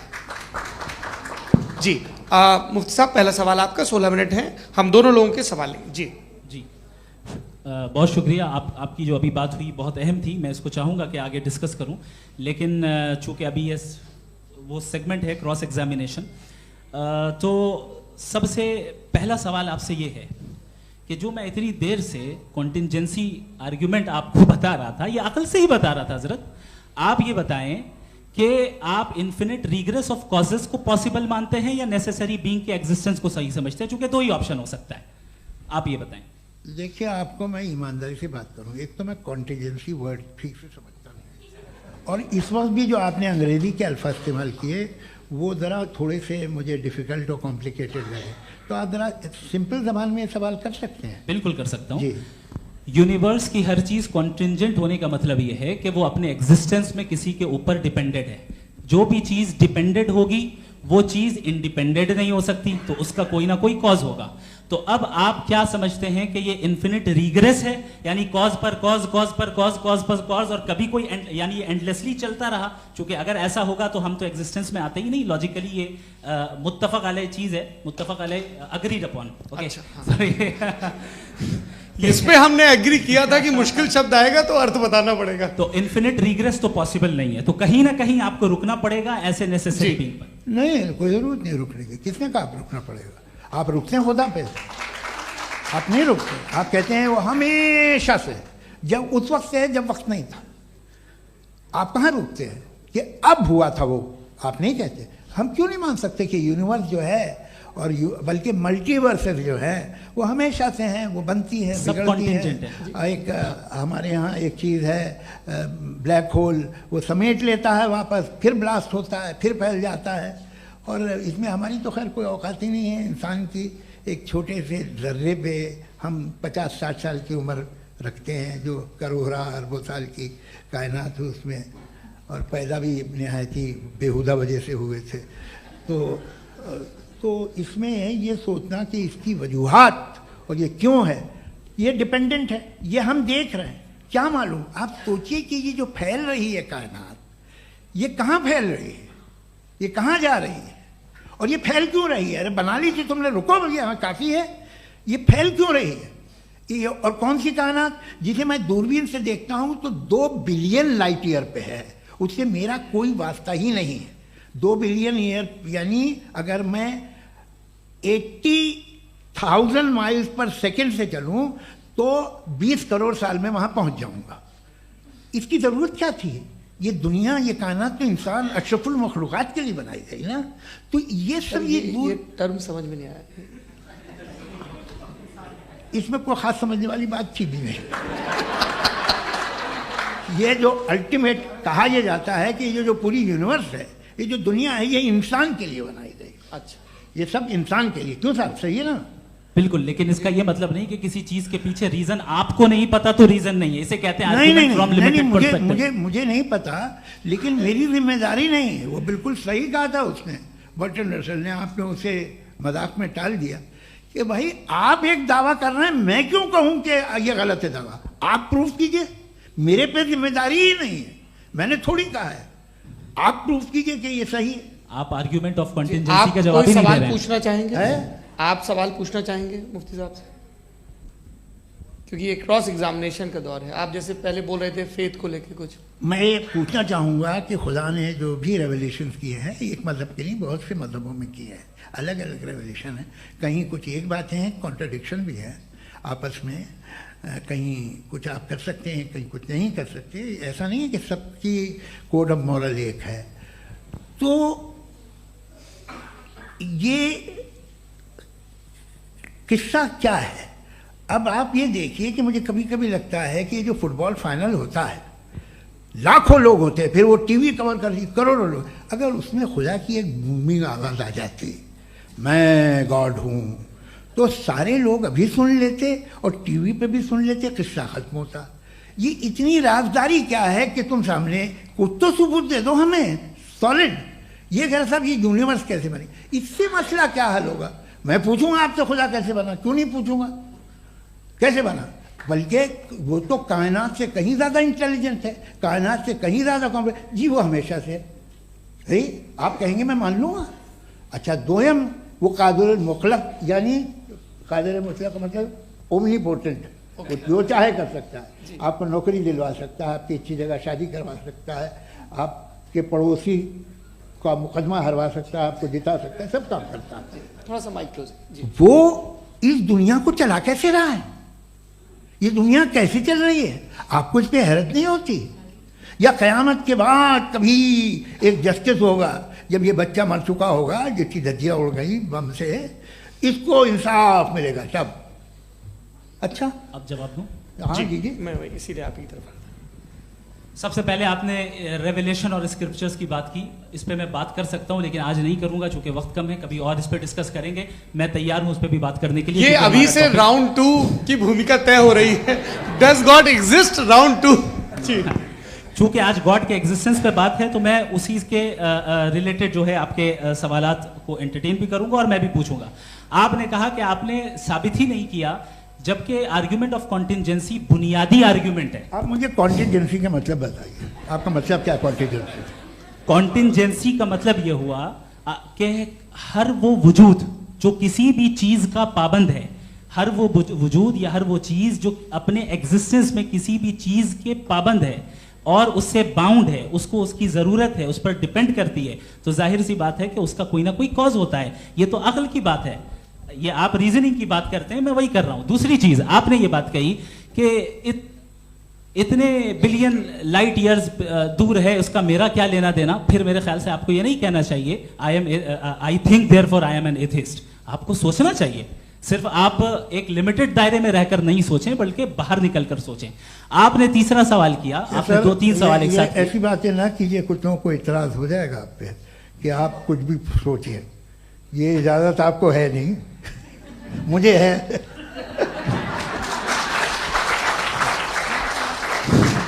जी, आपने प्रॉब्लम ऑफ इविल के ताल्लुक से सवाल किया और बार बार आप एक लफ्ज रिपीट कर रहे हैं कि ओमनीपोटेंट गॉड है। ऑल पावरफुल गॉड है।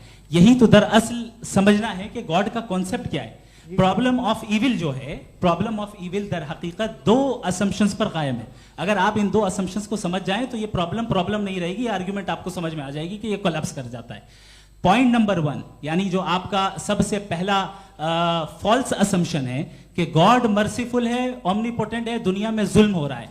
लेकिन आपको यह समझना चाहिए कि हमारे वर्ल्ड व्यू के मुताबिक गॉड सिर्फ ओमनीपोटेंट और सिर्फ मर्सीफुल नहीं है, बल्कि वो ऑल वाइज भी है और वो ऑल नोइंग भी है। उसके हर काम के पीछे हिकमत और विजडम है। ये कोई जरूरी नहीं है कि वो हिकमत और विजडम आपको समझ में आए या मुझे समझ में आए। अगर आप जो समझ रहे हैं उसके मुताबिक आप फैसला कर रहे हैं, ये लिमिटेड पर्सपेक्टिव से आर्गुमेंट है। और इस चीज को हम अपनी दुनिया में, अपने लाइफ में, डेली लाइफ में इस प्रिंसिपल को एक्सेप्ट करते हैं। हम जब किसी डॉक्टर के पास जाते हैं, डॉक्टर के पास जाकर वो अगर उसने हमें कोई दवाई दी है तो हम ये तो नहीं कहते कि जब तक आपके पास जितना नॉलेज और जितना विजडम नहीं है, आपने क्यों ये दवाई दी है, तब तक हम इस चीज को एक्सेप्ट नहीं करेंगे।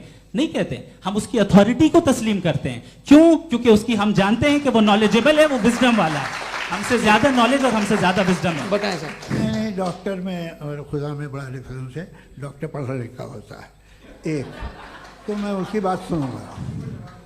दोयम ये नहीं, कुछ जवाब तो ये भी नहीं है सर। प्लीज, अगर सब ऑडियंस से बोलने लगेंगे तो फिर मतलब नहीं सिविलाइज्ड बहस का। मतलब आप ये कहें कि चूंकि आप डॉक्टर पे बिलीव करते हैं इसलिए खुदा पे बिलीव किए, क्या ये मिसाल आपको समझाने के लिए आर्गुमेंट है, इस पे आपको एतराज नहीं है।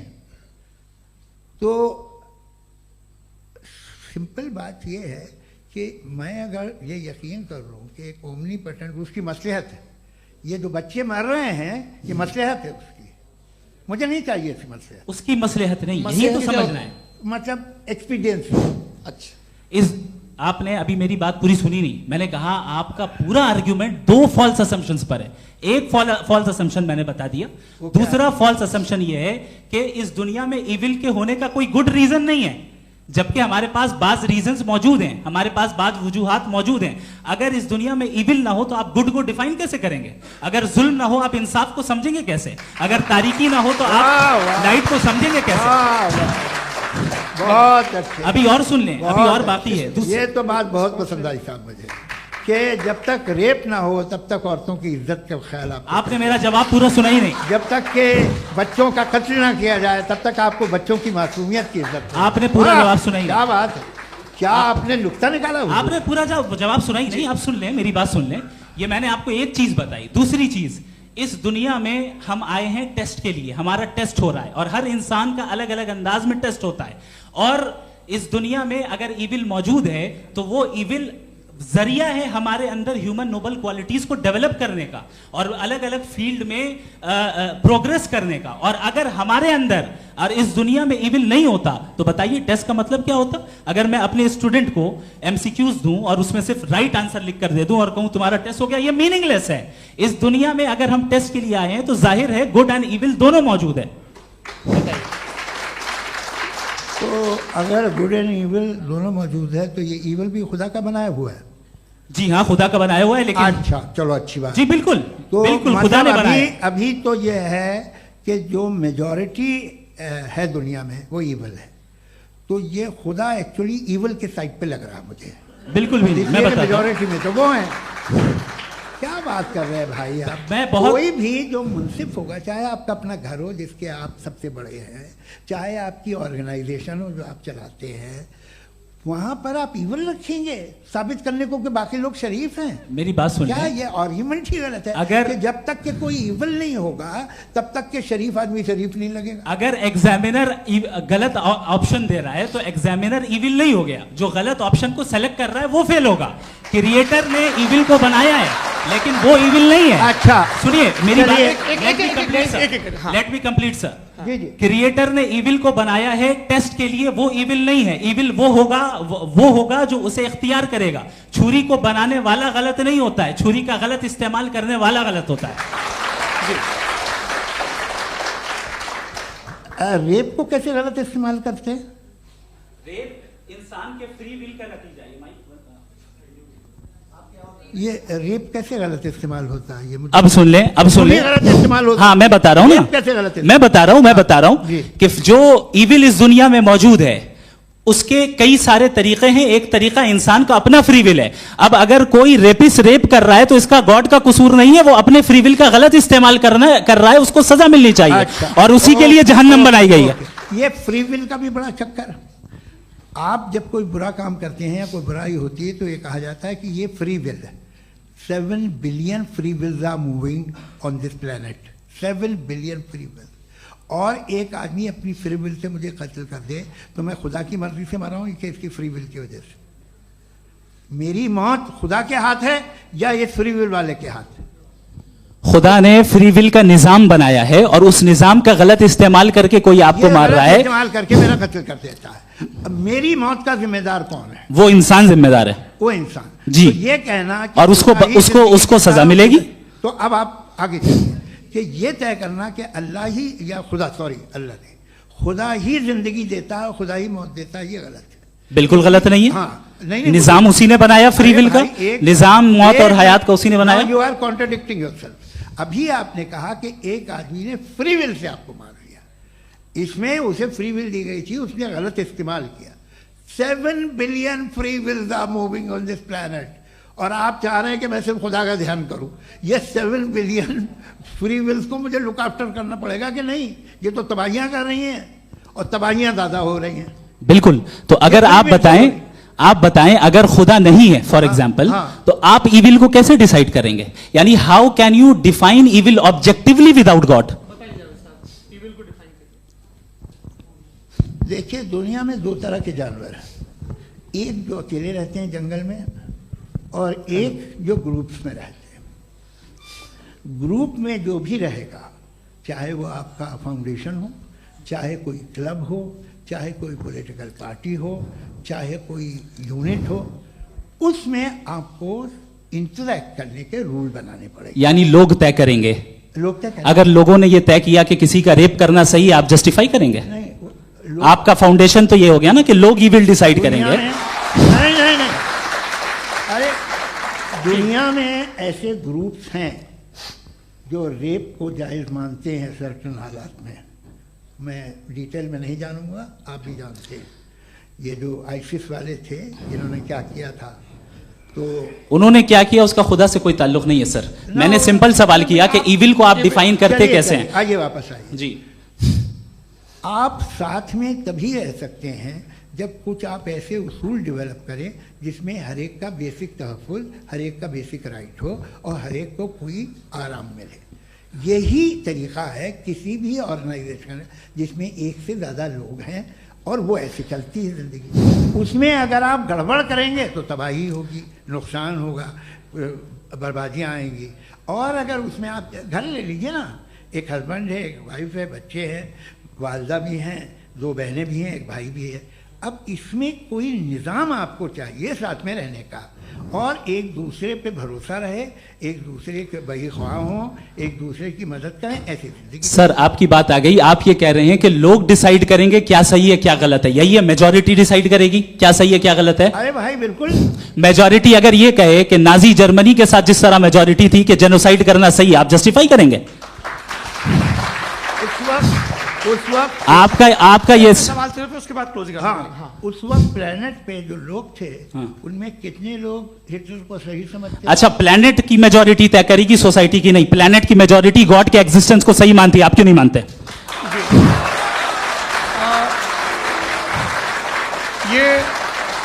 हेलो ये क्रॉस क्वेश्चन का राउंड यहां पर समाप्त होता है। और ये बड़ा अच्छा है कि इस तरह से फ्रेगमेंट कर दिया गया है ताकि जो मरकरी ऊपर जा रहा है नीचे जवाब दे दूं जी। प्लेनेट की ज़्यादातर मेजॉरिटी कुछ दूसरे मजहबों के खुदा को मानती है। आप उन्हें क्यों नहीं? आप तो मेजॉरिटी की बात कर रहे हैं। अच्छा, ये क्लोजिंग आप ये कह रहे हैं इविल और गुड को डिसाइड मेजॉरिटी करेगी। मेजॉरिटी जो कर दे वो सही हो जाएगा। क्लोजिंग इसको जैसा आप ही लोगों ने तय किया है उसी फॉर्मेट को फॉलो कर लेते हैं। हाँ भाई, मैंने तो भले लोगों पे एतबार किया और तब मॉडरेशन तय किया जी। आपके पास 5 मिनट का वक्त है, क्लोजिंग आर्ग्यूमेंट है, उसके बाद हम ऑडियंस से क्वेश्चन आंसर लेंगे जावेद साहब की क्लोजिंग आर्ग्यूमेंट के बाद। ओके, बहुत शुक्रिया जी।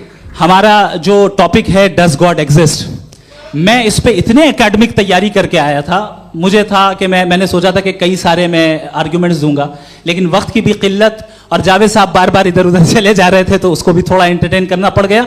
डज गॉड एग्जिस्ट पे मैं एक ही आर्ग्यूमेंट दे पाया। आर्ग्यूमेंट्स बहुत हैं और डेफिनेटिव आर्ग्यूमेंट्स हैं, और मेरे आर्ग्यूमेंट को किसी एक राउंड में भी इन्होंने एंटरटेन नहीं किया और रेफ्यूट नहीं किया, एक राउंड में भी नहीं, एक राउंड में भी नहीं। और ना ही अभी आपका क्लोजिंग आर्ग्यूमेंट आएगा, नहीं वो बता देना। Argument of contingency sir. अरे मैं आपसे कई बार कह चुका हूँ कंटीजेंसी का मतलब अब मैं कैसे समझाऊं आपको आपस में? हाँ, आप और कितने आसानी से समझाऊं मैं, मुझे तो नहीं समझ में आ रहा है।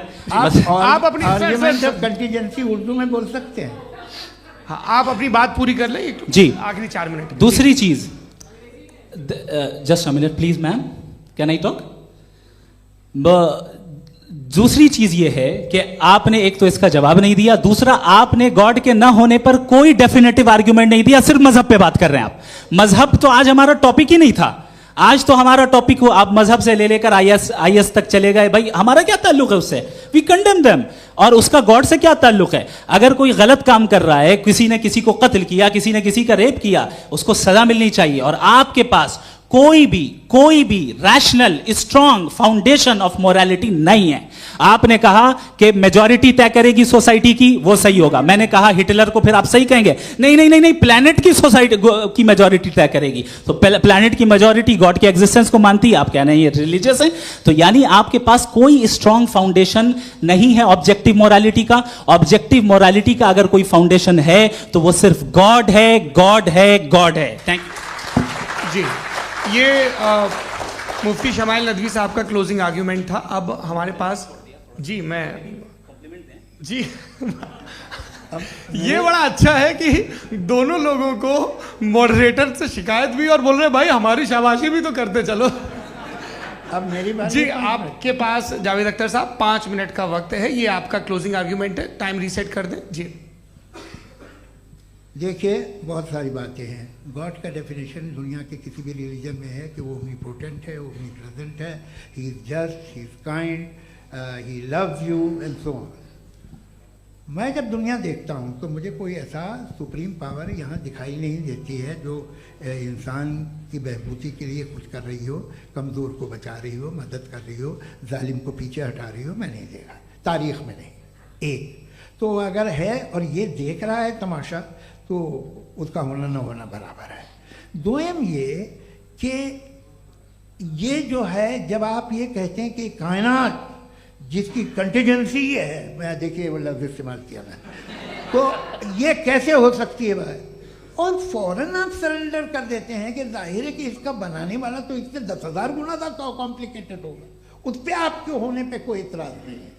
उसे वो टाइमलेस है, वो पहले से था, टाइम तो बहुत बाद में आया। ये सब आप मानने को तैयार है जिसका आपके पास कोई सबूत नहीं, आपके पास कोई रीज़न नहीं है। आपकी तारीफ क्या है मजहबों की? बिलीफ की, जो खुदाओं का बिलीफ है, ये कॉन्स्टेंटली गलत साबित होता रहा है। मतलब आप कहें कि अरिस्टोटल के ज़माने में तो सब जाहिल थे, वो भी इतने ही यकीन से खुदा पे यकीन रखते थे, जो अब नहीं रहा। ये भी नहीं रहेगा, आप लिख लीजिए।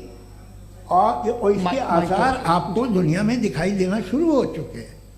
ये बहस क्या आज से 100 साल पहले इस तरह हो सकती थी? यहाँ तक तो आपको हम ले आए हैं। तो सर अरे इनको मदद की ज़रूरत नहीं भाई, ये सेल्फ सफिशिएंट आदमी है, आप क्यों इनकी मदद कर रहे हैं? Sir please. तो ये जो है तमाम बातें अपनी जगह हैं। ये एक पैकेज है। आप अकेले, कोई आदमी ऐसा नहीं जो सिर्फ गॉड को मानता हो, उसके साथ बहुत पैराफर्नेलिया आता है, अलग अलग पैराफर्नेलियाज आते हैं। They have always created chaos in the society. मैं तो आपको सीधा ऑफर देता हूँ कि दुनिया में 10 इम्पॉर्टेंट बिलीव्स हैं। आप एक मानते हैं, 9 नहीं मानते, 9 में आप एथियस्ट हैं, 9 को आप बिल्कुल रीजनेबली मेरी तरह देखते हैं। तो 90 मजहबी आदमी भी 90% एथियस्ट है। वो दूसरे खुदा नहीं मानता, एक खुदा मानता है, अपना वाला, बाकियों को कहता है गलत है। अगर आप मानना ही बंद कर दे तो आपका 10% चांस है कि आप सही हैं और 90% चांस है कि आप गलत हैं। मेरा मशवरा है, आप मानना छोड़ दिए तो 50% चांस होगा कि आप सही हैं और 50% चांस होगा, 40% आप गेन करेंगे बाय बिकमिंग एन एथियस्ट।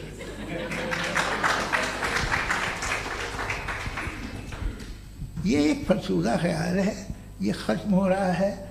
हो सकता है मेरी ज़िंदगी में ना हो, लेकिन ये हो जाएगा। जो बातें ये इनको आप मेटाफिज़िकल ये वो ऐसे रिस्पेक्टेबल टर्म दे दिए, ये तो उन लोग के हैं जिन्हें ना फिज़िक्स मालूम थी ना मेटा मालूम था, ये उन्होंने आपको दिए हैं। जी बहुत शुक्रिया आप दोनों लोगों का। और अब इस बातचीत का आखिरी राउंड शुरू होगा, डज गॉड एग्जिस्ट की ये बहस मुफ्ती शमाइल नदवी और जावेद अख्तर साहब के बीच। आप लोग अपने अपने हाथ ऊपर करेंगे, मैं यहाँ से तय करूँगा। और माइक हमारे पास है क्या? एक ही माइक है ऑडियंस के लिए? 2 माइक है, एक इस तरफ एक इस तरफ, ठीक है। तो जी सबसे पहले हमारी सहयोगी हैं मारिया शकील जी, पूछिए सवाल। थोड़ा सा रुकेंगे ताकि कैमरे का फ्रेम आप पर आ जाए, आपकी तो प्रैक्टिस है टीवी की। जी नदवी साहब, मैं खुदा को मानती हूँ, पहले मैं इसी प्रमाइस से शुरू कर रही हूँ और ये बता रही हूँ आपको, मैं मानती हूँ। लेकिन कुछ सवाल हैं जो जावेद साहब ने उठाया, उसका जवाब आपको देना चाहिए। पहला सवाल ये कि गज़ा में सालों से छोटे बच्चे मर रहे हैं, वो उनको अगर खुदा मर्सीफुल है, हम मानते हैं कि अल्लाह ताला में बहुत ताकत है, तो वो बच्चे क्यों मर रहे हैं? दूसरी बात ये कि अगर कंटिजेंसी की जो आप बात करते हैं, पूरे मुस्लिम ममालिक मिल करके भी उन गज़ा के बच्चों को क्यों नहीं बचा पा रहे हैं? क्योंकि अगर वो चाहते, क्योंकि अल्लाह ताला उन पर हुकूमत करते हैं, सब पर हुकूमत करते हैं, तो वो उनको क्यों नहीं बचा? जी थैंक यू वेरी मच। बहुत अच्छा किया आपने इस चीज़ को जिक्र कर दिया, मैं इसको और अच्छे से एक्सप्लेन करने की कोशिश करता हूँ। देखें, जहाँ तक आपने कहा कि गज़ा के बच्चों को मारा जा रहा है, देखें 2 वर्ल्ड व्यू है, एक एथीस्टिक वर्ल्ड व्यू, एक थीस्टिक वर्ल्ड व्यू है।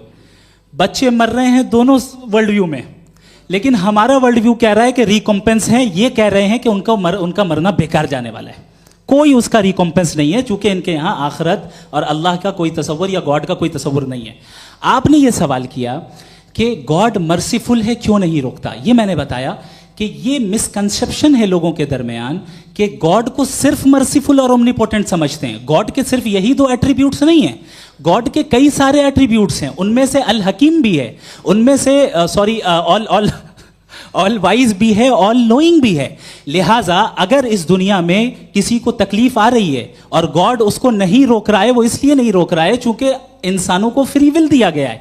ठीक इसी तरीके से अगर एक डॉक्टर किसी छोटे बच्चे को इंजेक्शन लगा रहा है, उसे तकलीफ पहुंच रही है, उसके लिमिटेड पर्सपेक्टिव के एतबार से यह गलत हो रहा है और डॉक्टर बुरा है। लेकिन जब आप ब्रॉडर पिक्चर को देखेंगी, आपके और हमारे पास सिर्फ एक पिक्सल है, हमें इतना नजर आ रहा है कि गजा में कत्ल हो रहा है, लेकिन इसके पीछे कितना रिकॉम्पेंस उनको मिलने वाला है, पूरा पिक्चर गॉड के पास है। तो एक पिक्सल से आप पूरे पिक्चर को कभी भी जज नहीं कर सकती। आप इसमें कुछ जोड़ना चाहेंगे? आपको कुछ बोलना है इसमें? भैया आपने बहुत अच्छा जस्टिफिकेशन दिया। या आप वो जो वहाँ के प्राइम मिनिस्टर इजराइल के उन्हें भेजिए, वो बहुत खुश होंगे। आप जस्टिफिकेशन दे देना कि अगर गॉड नहीं है तो बच्चे क्यों मर रहे हैं, आप बताएं। वो ये सवाल पूछ रहे हैं कि अगर आप ईश्वर का अस्तित्व नहीं मानते हैं तो उन बच्चों की मौत को आप कैसे इंटरप्रेट करते हैं? भाई ये दुनिया जो है, जो ताकतवर लोग होते हैं वो एक नाइंसाफी करते हैं। तो ये अच्छा काम है आपके नजदीक, तो नेचर नाइंसाफी पे मबनी है। अरे मेरे भाई, आप नेचर की कहाँ बात कर रहे हैं, तो इंसान की बात तो फिर जब मैं इंसान की बात कर रहा था आप नेचर की बात करने लग गए। क्रॉस एग्जामिनेशन नहीं। हाँ, अब आप मुझे बोलने नहीं देंगे तो अलग बात है, आप बोलिए, मुझे कोई जल्दी नहीं। जी नहीं, ये क्रॉस एग्जामिनेशन मुझे बोल तो लेने दीजिए। जी बोलिए। क्या बात ये है कि ह्यूमन सोसाइटी तभी साथ में रह सकती है जब वो मोहब्बत से, एकता से, एक दूसरे के एहतराम करके रहे। इसके अलावा पॉसिबल नहीं है, अकेले तो इंसान रह नहीं सकता। वहाँ पर कुछ लोग हैं जो फाउल करते हैं, वो फाउल हमेशा से तारीख में होता आया है। आज ये हो रहा है, जो हो रहा है बहुत बुरा हो रहा है, बहुत जालिमाना है, बहुत जाबराना है। उसको आप कहें कि ये बच्चों को कॉम्पनसेशन मिल जाएगा या इसकी इंजेक्शन है, इंजेक्शन तो हेल्थ के लिए दिया जाता है। आप ये कह रहे हैं कि ये बच्चों की जो धज्जियां उड़ रही हैं ये इंजेक्शन है, ये टेस्ट है, ये टेस्ट है और उस टेस्ट में उनको ऐसा रिकॉम्पेंस मिलेगा जो आपके तसव्वुर के बाहर है। ये आप 3 बरस के बच्चे को बारूद से उड़ा के टेस्ट ले रहे हैं। वाह, वो नहीं ले रहा है, खुदा नहीं उड़ा रहा है, इजराइल उड़ा रहा है। जी, ये तो उसको कंडेम अगला सवाल लेते हैं प्रोफेसर पुरुषोत्तम अग्रवाल। मुफ्ती साहब, एक निवेदन आपसे है कि कम से कम थोड़ा सा माइक क्लोज एक रिलीजियस और फिलोसफिकल कर मैं प्लीज। एक रिलीजियस और फिलोसफिकल ट्रेडिशन है जो ब्रह्मांड को यानी यूनिवर्स को ही अंतिम मानती है। सर्वम खलु इदम ब्रह्मम, this is Chandogya Upanishad, and it completely rules out the existence और नेसेसिटी, आपके शब्दों में necessity of a creator, the creation itself is the creator. तो एक मिनट प्लीज। दूसरा जो सवाल आपने अभी जो आप बार बार कह रहे हैं कि भगवान विद्वान भी है, वाइज, सब जानने वाला, तो अगर विजडम में दुनिया भर के पापों और अत्याचारों को बर्दाश्त करना शामिल है, तो फिर इसका मतलब ये हुआ कि अगर मैं फ्री विल से उसको अपोज करता हूं तो ईश्वर की विजडम और मेरी फ्री विल में कॉन्ट्राडिक्शन है। Because when I am opposing whatever is happening in Gaza, then I am opposing the god's will और गॉड्स विजडम।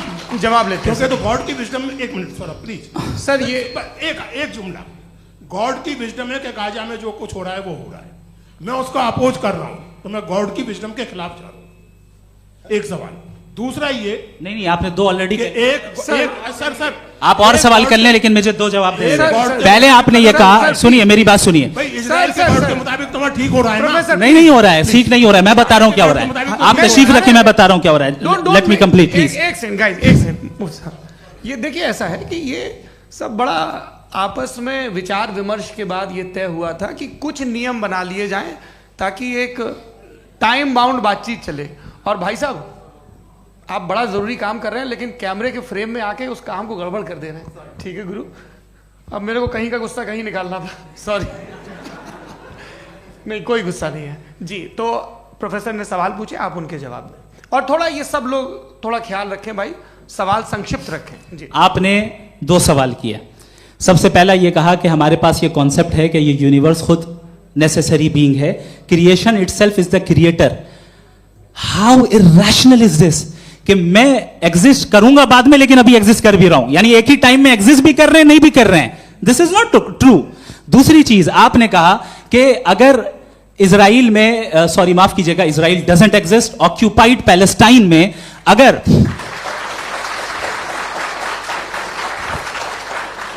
ऑक्यूपाइड पैलेस्टाइन में बच्चों को मारा जा रहा है फ्री विल की वजह से और गॉड नहीं रोक रहा, ये कॉन्ट्रडिक्शन है। ये बताइए कि एक एग्जाम में एक बच्चा गलत आंसर लिख रहा है, सुनिए, एग्जामिनर चाहे तो रोक सकता है, क्यों नहीं रोक रहा है? ये कॉन्ट्रडिक्शन है, ये कॉन्ट्रडिक्शन नहीं है। माइक नहीं सर, ये आपस में जी, ये क्या आपका सवाल? माइक दीजिए। फ्री विल दिया गया है टेस्ट के लिए, अकाउंटेबिलिटी के लिए। अगर फ्री विल नहीं होता तो आप कहते हैं हमें रोबोट बना दिया गया। नॉट मिसरिप्रेजेंट माय पोजीशन, आपकी जो भी पोजीशन, मैं अपनी फ्री विल के नाते, अपने ह्यूमन विजडम के नाते गाजा में हो रही अत्याचार का विरोध करता हूं। बिल्कुल करना चाहिए। आपके हिसाब से मैं गॉड की विजडम का विरोध कर रहा हूं? बिल्कुल नहीं, जो हो रहा है गॉड, बिल्कुल भी नहीं, बिल्कुल भी नहीं। उसका वहां पर गाजा में कत्ल होना ये इंसानों के गलत इस्तेमाल का नतीजा है, फ्री विल के इस्तेमाल का नतीजा है। गॉड इसका हुक्म नहीं देता, उससे रोकता है। यही तो मसला है ना, आपके लिए कॉन्सेप्ट क्लियर नहीं नहीं भाई, आपने तो बताया था इंजेक्शन लगाने से बच्चे को तकलीफ होती है, ये इंजेक्शन लगा। सर आप ऐसे रेटोरिक स्टेटमेंट दे तब तो कोई मसला नहीं समझते रहेंगे। This is a rhetoric statement, this is not a logical argument sir. I am sorry, I am sorry. आखिरी 30 मिनट बड़े मुश्किल होने वाले हैं जी। मुफ्ती साहब आगे बैठे हैं, इनको माइक दीजिए। हाँ तरुण, माइक आप अपने पास रखिए, आपको कैमरे का फ्रेम पता है जी। सबसे पहले दोनों को मुबारकबाद। एक सर अपना आप नाम बता दें। आप अमेरिका में शिकागो में रहते हैं, इतना मुझे याद है। बताया आपको, यासिर नदीम अलवाजदी मेरा नाम है। जावेद सर आपसे एक क्वेश्चन है इन्फिनिट रिग्रेस के ताल्लुक से। एक हाइपोथेटिकल सिनेरियो है, मसलन अगर आप सर माइक थोड़ा सा प्लीज क्लोज रखिए जी। अगर आप शायर इसलिए हैं कि आपके कोई उस्ताद शायर थे, और वो इसलिए शायर थे कि उनके कोई उस्ताद शायर थे, और इसी तरीके से हम माजी में पीछे चलते चलते चले जाएं और कहीं ना रुके, तो माफ कीजिएगा आप कभी शायर नहीं हो सकते। लेकिन आप शायर हैं, आपका शायर एग्जिस्ट करता है, इसका मतलब ये है कि आप कहीं ना कहीं रुके हैं। तो मेरा सवाल ये है कि क्या आप इन्फिनिट रिग्रेस ऑफ कॉजेस को लॉजिकल फैलेसी मानते हैं या नहीं मानते? हाँ या ना? मैं इन्हें लॉजिकल फैलेसी नहीं मानता हूँ, लेकिन मेरा प्रॉब्लम यह है कि जब मैं नहीं मानता हूँ तो I will continue with this logic जो फैलेसी नहीं हो। आप एक जगह रुक जाते हैं जाके, आप कहते हैं ये गेंद कैसे बनी, ये जजीरा कैसे बना, ये समंदर कैसे बना, ये ज़मीन कैसे बनी, और अचानक गॉड पे जाके आपको ब्रेक लग जाता है। एक बार आप सवाल नहीं करते कि भाई इनको बनाने वाला तो इनसे भी कॉम्प्लिकेटेड होगा, वो कैसे बना, उसके बारे में आपने इत्मीनान कर लिया, वो हमेशा से है।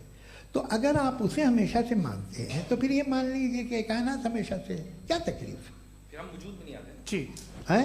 हम मौजूद नहीं। अच्छा सर क्यों नहीं हो मैं सकते? बताऊं प्लीज प्लीज। जैसे मैंने मिसाल दी आपके शेर, आपका शेर कभी वजूद में ना आता अगर शायर इसी तरह चलते रहते हमेशा। जी माइक मेरे ख्याल से एक सेकंड, इन्फिनिट रिग्रेस का कॉन्सेप्ट क्लियर नहीं हो पाया, ऐसे रहने दें, लेट्स मूव ऑन सर। ठीक है। हाँ, थोड़ा सा मॉडरेटर का भी ख्याल रखें। नहीं आपने तो रखा है, आपने रखा है। यहाँ पे गौहर रजा साहब हैं, वो भी एक सवाल पूछना चाहते हैं। माइक नीचे से ऑन कर दिए नीचे। पहले तो ये कह दूं कि मैं उन बच्चों से शर्मिंदा हूं जिनको गजा में कत्ल किया गया, क्योंकि हमारे होते हुए कत्ल किया गया। लेकिन उससे ज़्यादा शर्मिंदगी इस बात से हुई कि मुझे लगा कि मुफ्ती साहब उसको जस्टिफाई कर रहे हैं। बिल्कुल भी नहीं, आप बहुत ही गलत, मुझे लगा मैं गलत हो सकता हूं। बिल्कुल गलत। मैं सवाल पूछ रहा हूं, सवाल मैं सवाल पूछ रहा हूं। मैं जावेद भाई से डिसएग्री करता हूं। एक सेकंड देखिए, अगर देखिए ऐसा, एक सेकंड आप सर वेट, अरे आप कुछ मेरे पहले मुझे अपनी बात कह लेने दीजिए। अगर ऑडियंस तय करेगी तो फिर मॉडरेटर का मतलब नहीं। मेरा आप सबसे ये कहना है, ये बहस दो लोगों के बीच में है, एक तरफ मुफ्ती साहब, एक तरफ जावेद साहब। पिछले 1.5 घंटे से ये लोग अपने अपने तर्क रख रहे हैं। आपकी इनसे इत्तेफाकी हो सकती है, ना इत्तेफाकी हो सकती है। मेरे उस्ताद मुझे सिखा गए हैं कि मुखामुखम में असहमति की गुंजाइश बची रहनी चाहिए। अगर मैं आपकी बहुत इज्जत करता हूं गौहर साहब, आपने जो कमाल की किताबें लिखी, साइंटिफिक टेम्परामेंट, लेकिन मेरी ये गुजारिश है आप सबसे कि यदि आप इन लोगों ने जो बोला उन पर टिप्पणियां करेंगे तो ना वक्त की पाबंदी रहेगी, ना वो अनुशासन। आप सवाल पूछ लें, उस सवाल में जो बात आ जाए वो आ जाए। मैं जावेद साहब से डिसएग्री करता हूं, इसलिए जावेद साहब से सवाल पूछ रहा हूं। आपका सवाल जावेद अख्तर साहब से। और सवाल ये है मेरा कि जावेद साहब ने कई बार लॉजिक का इस्तेमाल किया कि साइंस में लॉजिक है और रिलीजन में लॉजिक नहीं है। मेरा ख्याल ये है कि रिलीजन में भी लॉजिक है, लेकिन उस लॉजिक की बेसिस ये है कि आप रुक जाते हैं, जिसका जिक्र जावेद साहब ने बार बार किया, यानी खुदा के तसव्वुर पे आते हुए, गॉड के तसव्वुर पे आते हुए रुक जाते हैं। और इसमें सवाल पूछना मतलब फॉरबिडन होता है। सवाल यह है कि क्या जावेद साहब इससे एग्री करते हैं कि साइंस की लॉजिक अलग है और रिलीजन की लॉजिक अलग है? बताइए सर। देखिए, 3 चीज़ें हैं। साइंस है, एक है मंतिक है, इस्तिदलाल है, और एक जो है कुछ भी नहीं है, फेथ है, अकीदा है। मैं अकीदे की लॉजिक का कायल नहीं हूँ। मुझे आप इस्तिदलाल से, लॉजिक से, रीज़न से समझाइए, मैं मानने को तैयार हूँ, मेरा क्या नुकसान होगा।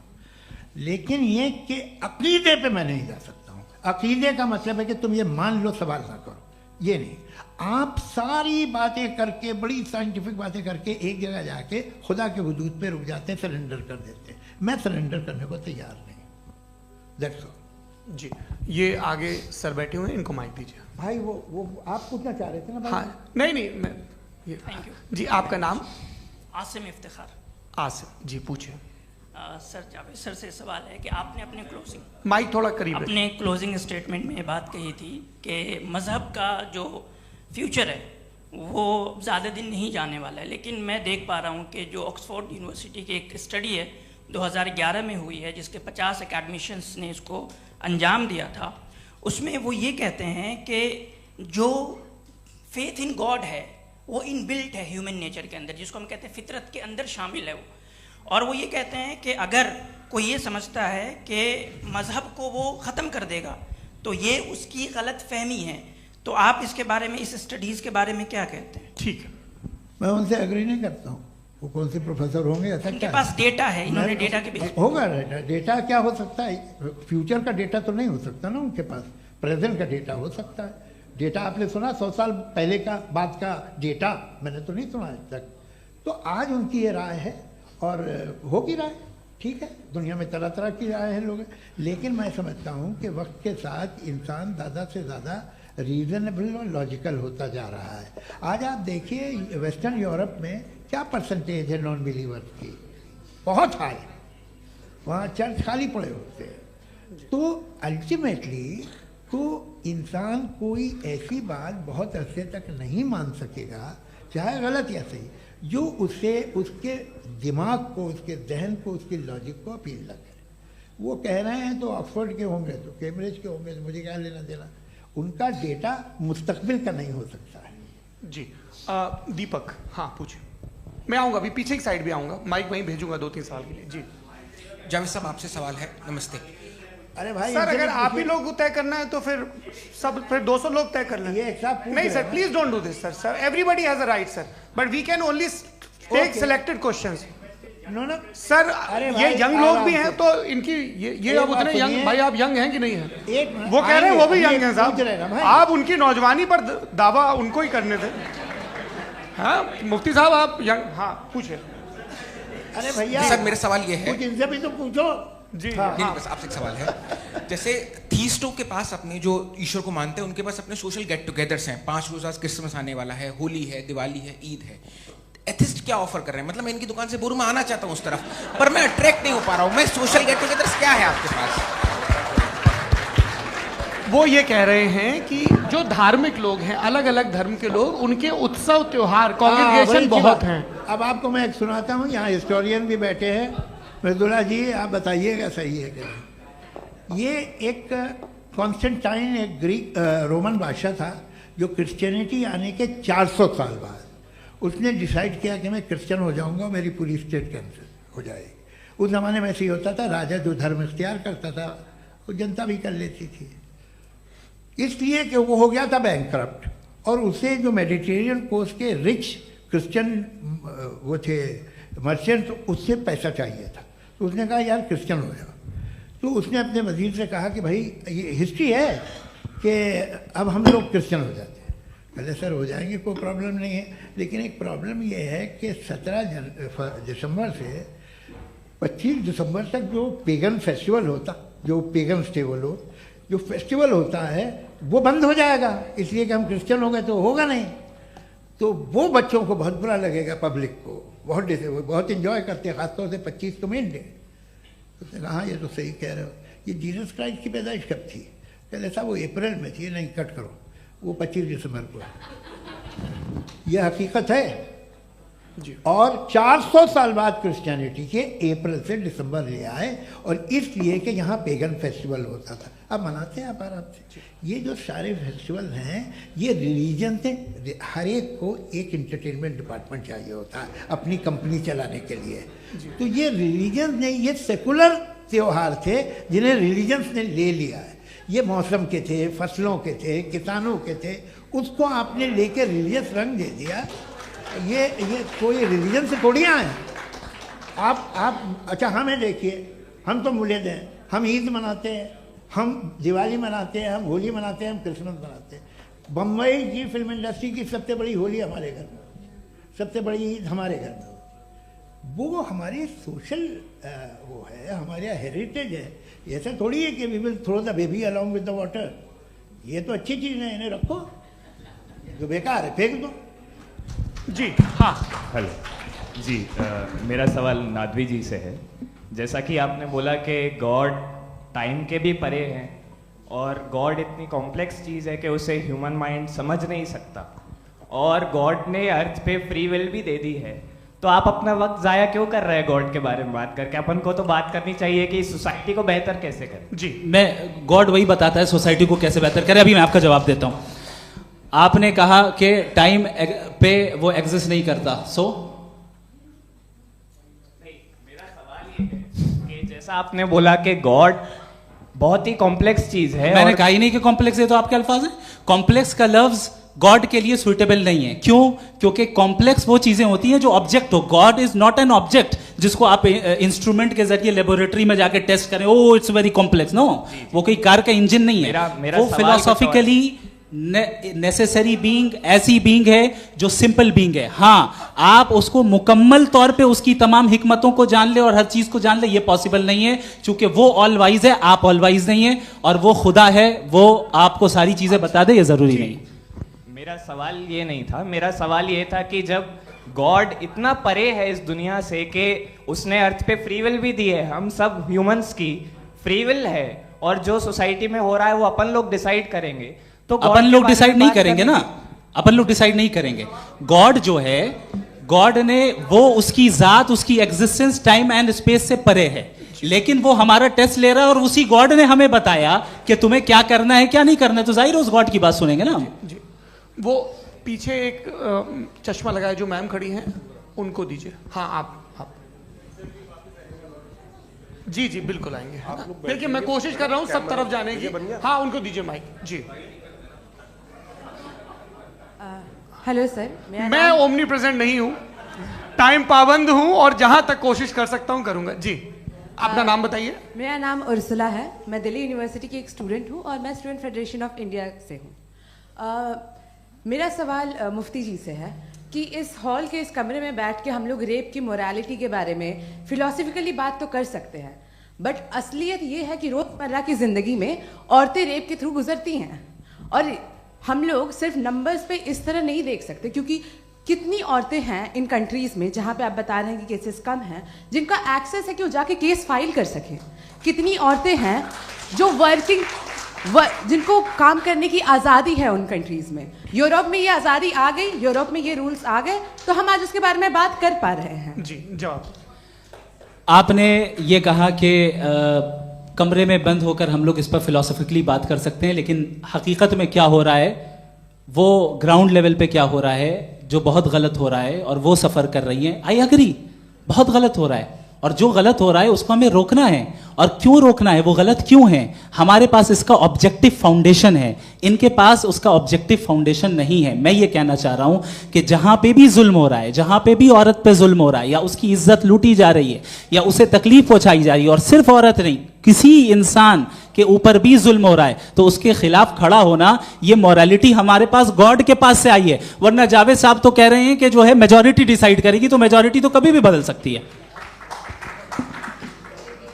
क्या आप हाँ। ये थोड़ी सी आपको गलतफहमी है। मैं अगर मेरे जुमले से ये मदनत निकला या मैंने कहा, तो ये जुमला मैं वापस लेता हूँ। ये मेरा मतलब ही नहीं था कि मेजॉरिटी डिसाइड करेगी। मेजॉरिटी डिसाइड करे तो दुनिया में बड़ी, वैसे आपने कहा था ये जुमला, अच्छा हो सकता है, मैं मान रहा हूँ, बाद में रिकैप कर लेंगे। अरे एक सेकंड, मैं अपनी एक्सप्लेनेशन देता हूँ। मुनासिब बात यह है कि हम सब के सब दिल में जानते हैं कि क्या अच्छा है क्या बुरा है, हमें पता है अच्छी तरह से। जो लोग बुरे काम करते हैं उन्हें भी मालूम अच्छा क्या है। यही तो सवाल था हजरत कि फिर ये मोरालिटी आई कहां से? Cross examination. हाँ जी, हाँ। मोरालिटी साथ रहने की डिजायर से आई, यानी साथ रहकर जो कुछ कह दे, जो कुछ कर दे, वो हो जाएगा। नहीं नहीं, तो आप कायदे से रह ही कर सकते हैं जब तक लोगों में मोरालिटी हो, वरना क्यास हो जाएगा। ये आपको कैसे पता? जी, हमने देखा ना, जहां मोरालिटी का क्यास हो गया, हम देखते हैं। कहां पे देखते भाई? दुनिया में। आप जो आप कहीं पे अगर गलत हो रहा है तो उसको आप गलत देखिए। आप एपिस्टेमोलॉजी की बात कर रहे हैं, मैं ऑन्टोलॉजी की बात कर रहा हूं। मैं इस बहस के बाद आप दोनों लोगों को चाय पे होस्ट करूंगा, वहां पे क्रॉस एग्जामिनेशन कर लीजिएगा। अभी ऑडियंस का हक मार रहे हैं आप लोग भाई, सर जस्ट लोग हैं आप लोग। और ये भाई ये हाँ, उधर आएंगे, उधर जी सर आएंगे। अच्छा सर, मेरा नाम लईकुर रहमान है और मैं अलीगढ़ मुस्लिम यूनिवर्सिटी का स्टूडेंट हूँ, और जहाँ तक मुझे पता है कि sir you are also product of Aligarh Muslim University. मैं भी उसी चमन का बुलबुल। हाँ सर, तो बहुत खुशी हुई मुझे जान करके कि मैं आपसे मिलूंगा। सवाल सर, मेरा सवाल यह है, सर सैयद अलैहिर्रहमा का नज़रिया यह था कि खुदा के वजूद को अक़ल के दायरे में रह कर के तलाश करना, न कि पूरी तौर से उसका इनकार कर देना। Sir, how will you define it? नहीं, तो ये तो आप इन्हें बताइए। ये सवाल आपसे खुदा का वजूद साबित कर रहे हैं, तो सर आपने इनकार कर रखा है, इस वजह से मेरा क्वेश्चन। उन्होंने यही सर से एक सेकंड, सर सैयद ने यही कहा ना कि अक्ल से आप खुदा के वजूद को साबित नहीं कर सकते, यही कहा ना भाई। वो उन्होंने कहा कर सकते हैं और वो कर दिया गया आज। वो फोन तलाश करना या साबित करना अक्ल से अक्ल से नहीं हो सकता। अरे सवाल तो सुन लीजिए जी। अक्ल से नहीं हो सकता है, यही कहा ना आपने। अक्ल से हो सकता है, अरे वो यही कह रहे हैं भाई, आप बता रहे हो सकता है, वो तो कुछ और। आप अगर सर देखो नौजवान फोन ले लो, वो इतनी कमाल की यूनिवर्सिटी है। अरे भाई दे दो उन्हें जरा, एक मिनट दे दो भाई, मेरी बात सुनो, माइक पे बोलो ताकि जो लाखों लोग देख रहे हैं। माइक दे दो ना। अरे देंगे ना माइक, तुम ठहरो तो। हाँ सर, मेरा सवाल ये था कि सर सैयद अलैहि रहमा का एक नजरिया था अपना कि खुदा का जो वजूद है उसको अकल के दायरे में रह करके तलाश करना है, न कि पूरे तौर से इनकार कर देना है। ये उनका कॉन्सेप्ट था। लेकिन मेरा सवाल ये है कि आप इसको कैसे डिफाइन करते हैं, एक्सप्लेन कैसे करेंगे, मैं आपसे जानना चाहता हूँ, क्योंकि you are the product of Aligarh Muslim University. मुझे अकल के दायरे में रख के मैंने बहुत तलाश की, मुझे मिला नहीं। हाँ ये इधर वो चश्मा लगाए जो, हाँ उनको दे दीजिए। जी जी फटाफट पूछिए, बस 5 मिनट है, 5 मिनट में खत्म हो रहा है। हाँ अस्सलाम वालेकुम मुफ्ती साहब, एंड मेरा सवाल जावेद अख्तर साहब से। क्या नाम है आपका? अरे भैया सब मुझे पूछ रहे हो। फैज पूछिए फैज साहब। तो मेरा सवाल ये है कि अभी जो एथियस्ट है वो problem of evil argument use कर रहे हैं अगेंस्ट मुस्लिम्स, राइट? कि इस दुनिया में इतना सारा इविल है और अगेंस्ट मुस्लिम तो यहाँ अगेंस्ट थियस्ट। हाँ थोड़ा सा करेक्ट कर लीजिए भाई, पूरी मशक्कत ही इसी बात की थी कि किसी एक मजहब पे बात ना टिके। जी, तो बेसिकली ये आर्गुमेंट ऐसा है कि इस दुनिया में इतना ज्यादा इविल एग्जिस्ट करता है और अगर एक ऑल गुड गॉड है तो वो रोकता क्यों नहीं है? लेकिन इस सवाल में एक हिडन अजम्पशन ये है कि इस दुनिया में ईवल एग्जिस्ट करता है। अब एथियस्ट ये कैसे ऑन्टोलॉजिकली प्रूव कर सकते हैं कि इस दुनिया में ईवल एग्जिस्ट करता है? मैं आपको बताता हूँ, थोड़ा सा समझा। नहीं सर हम लोग इनको सुनिए। नहीं please don't do that. I want to explain ontologically. नहीं हम समझ गए सर, इनको अब जवाब देने दीजिए। अच्छा सवाल पूछ लो। मैं अभी तक क्या था वो मैं थोड़ा सा ऐड ऑन कर लेता हूँ। तुम गुरु, तो हम जब इसका राउंड 13 करेंगे ना तब तुमको स्टेज पे बिठाएंगे। जी तो हाँ जल्दी से। तो देखिए एथियज्म के हिसाब से सब कुछ रैंडमली बन गया है, सब कुछ एटम्स और मॉलिक्यूल्स है। एक पत्थर में और मुझ में सिर्फ इतना फर्क है कि हम लोग एटम्स और मॉलिक्यूल्स का अलग अलग रीअरेंजमेंट है। अब एक पत्थर को कोई इंसान तलवार से 2 टुकड़ों में काटते या मुझे, according to atheism it is same, there is no evil and good according to atheism. जी अच्छा फैज साहब का सवाल ये है कि हाँ कोशिश भी करते तो इससे गलत सवाल नहीं कर पाते। एक लाइफ फॉर्म है और लाइफ फॉर्म में फीलिंग्स हैं, मतलब लाइफ फॉर्म सुनता है, देखता है, टेस्ट कर सकता है, फील कर सकता है। तो उसकी जो ये जो क्वालिटी इस बबल में आ गई है तो वो जानवर में भी है, इंसान में भी है। तो जाहिर है कि उसे कोई तकलीफ पहुंचेगी, तो चूंकि उसके पास वो सेंसिटिविटी है तो मैं करेगा। पत्थर में वो सेंसिटिविटी नहीं है। तो ये क्या सवाल हुआ कि अगर पत्थर को काटा तो पत्थर को तकलीफ नहीं होती, तो आपको काटे तो आपको क्यों तकलीफ हो? बैठ जाइए। जी हाँ अगला सवाल। हाँ पूछे जी जावेद अख्तर साहब। अरे भैया सब आप लोग मुफ्ती साहब को छोड़ रहे हैं तो मेरे ही पीछे पड़े हैं क्या? फिर चलो बोलो भाई। You asked how God can exist when children die in Gaza. Huh? You asked how God can exist when children die in Gaza, and you also mentioned the rise of atheism in Europe. But the same events also are leading many atheists and non-believers to turn towards faith. How do you interpret this contradiction, where suffering pushes some away from God, yet brings others closer to belief? आपको एक बात बताऊं, दुनिया perfect तो कहीं भी नहीं है, हर जगह कुछ खामियां हैं। बेटा एक मिनट आप ही को कहेंगे, देखो वो तो कुछ खामियां, कमज़ोरियां, खराबियां सब जगह है। लेकिन अगर देखोगे ईमानदारी से कि दुनिया सबसे ज़्यादा महज़ब कहाँ है, एक आम शहरी को कहाँ हुकूक हासिल हैं, वो बोल सकता है, अपनी मर्ज़ी से काम कर सकता है, अपनी मर्ज़ी से राय दे सकता है, हुकूमत के ख़िलाफ़ बोल सकता है, बरसरे इक़्तिदार लोगों के बारे में बोल सकता है, सरमायादारों के ख़िलाफ़ बोल सकता है। तो आपको ये स्कैंडिनेवियन कंट्रीज़ में मिलेगा, वेस्टर्न यूरोप में मिलेगा। मैं नहीं कह रहा वो परफेक्ट है, बिल्कुल नहीं, वहाँ बहुत ख़राबियाँ भी हैं, परफेक्ट तो कोई। लेकिन जिन जिन मुल्कों में, लैटिन अमेरिका देखो, गल्फ़ देखो, वहाँ पर आपको ये ज़रूर है कि रेप नहीं होते होंगे। रेप की ज़रूरत क्या है भाई? उसको तो ख़रीद लो, घर में रखो, सड़क पर रेप करने की क्या ज़रूरत है? मगर सुनिए, मगर हकीकत ये है कि वहाँ शख्सी आज़ादी राय देने की, बोलने की नहीं है। जी ये एक आखिरी सवाल मुफ्ती साहब से। हाँ मैम, इनको माइक दीजिए। शुक्रिया। मेरा नाम मनीषा है, मैं हरियाणा से आई हूँ। मैं मुफ्ती साहब से एक बात पूछना चाहती हूँ। आप बार बार जावेद साहब को कॉन्ट्राडिक्ट तो कर रहे हैं कि आपने ये कहा, लेकिन आप भी अजम्पशंस के बेसिस पे बात कर रहे हैं। आपने खुदा के होने का कौन सा प्रूफ पेश किया है, खुदा की एग्जिस्टेंस का? अब इस सवाल को अलग रहने दीजिए, कौन एथीस्ट है कौन नहीं है। और दूसरी बात जो आपने एक छोटी सी कही थी कि ये फ्री विल का इस्तेमाल करता है इंसान अपनी, लेकिन इस फ्री विल का इस्तेमाल में मतलब खुदा ने ये दे दी सबको ये इजाजत कि वो कितना घिनौनापन और कितने ज्यादा खराब से खराब तरीके इस्तेमाल कर सकता है। जवाब सुनते जी। आप फ्री विल को मानती है ना, या अब कहती है कि फ्री विल नहीं है ना? मानती है ना? तो अब आपके पास इसका कोई एक्सप्लेनेशन नहीं है कि अगर एक इंसान उस फ्री विल का इस्तेमाल करके गलत काम कर रहा है और बच के अच्छी जिंदगी गुजार के निकल जा रहा है, उसका कोई रिकम्पेंस नहीं है। हमारे वर्ल्ड व्यू में जो इंसान गलत काम कर रहा है उसको भी रिकम्पेंस यानी उसका बुरा बदला मिलना है, और जो सही काम कर रहा है उसको सही बदला मिलना है। लिहाजा जो फ्री विल है वो इस तरीके से है कि एक लिमिटेड टाइम तक खुदा ने मोहलत दी है। ऐसा नहीं कि छूट दे दी, जो करना है करते रहो हमेशा। वक्त आएगा जब एग्जाम का टाइम खत्म होगा तब रिजल्ट आएगा, दौराने एग्जाम जबरदस्ती आपको नहीं बताया जाएगा। अरे भाई एक सेकंड जी, एक सवाल मुफ्ती साहब से मेरा है। मुफ्ती साहब से एक सवाल। रुक जाइए, आपसे फोन, आप इसके बाद आपसे माइक रहेंगे वो। हाँ, बोलिए। मैं मुफ्ती साहब एक ही सवाल करता हूँ कि अगर जो हो रहा है फ्री विल से हो रहा है और एक दिन बरोज़ क़यामत इंसाफ होगा मैशर में वगैरह वगैरह, तो दुआ क्यों मांगते हैं लोग? दुआ मांगते हैं इसके मतलब है अभी भी उसने ये डिपार्टमेंट रखा है कि मैं रोजमर्रा की जिंदगी में बिल्कुल बिल्कुल ही कैन। तो तुम कैन हो, तुम मुझे नौकरी दिला देते हो, मेरे बेटे को ग्रीन कार्ड दिला देते हो, और 45,000 बच्चे मरते हो उन्हें रोकते नहीं हो। नहीं तो क्या आप ये कह रहे हैं कि इस दुनिया में जालिमों को कभी पकड़ ही नहीं होती है? अरे जो भी पकड़ होगी वो बच्चे रोते हैं। बिल्कुल, देखिए मैंने अपने ओपनिंग स्टेटमेंट में यही कहा था कि जनाब जावेद साहब सिर्फ इमोशनल आर्गुमेंट देंगे। This is an emotional argument. ये छोटे मोटे इसके पीछे का रीजन मैंने बताया क्या है, इसके पीछे का रीजन क्या है मैंने बताया। मंच से आप लोगों को सज्जनों इसलिए कह रहा हूं ताकि थोड़ा सा आपके कॉन्शियंस पे जोर रहे कि आपको ऑर्डर बचा के रखना है।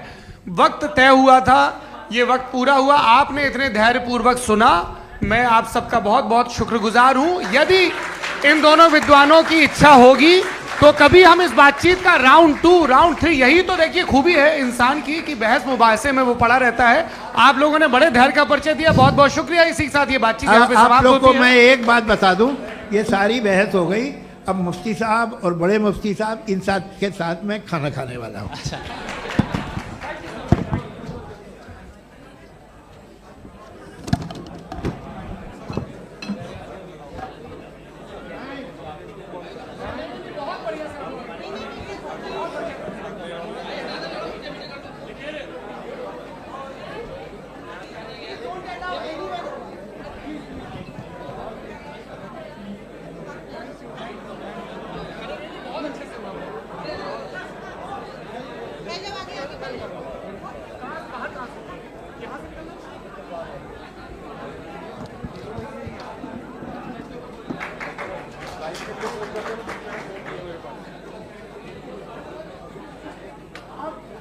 Thank you.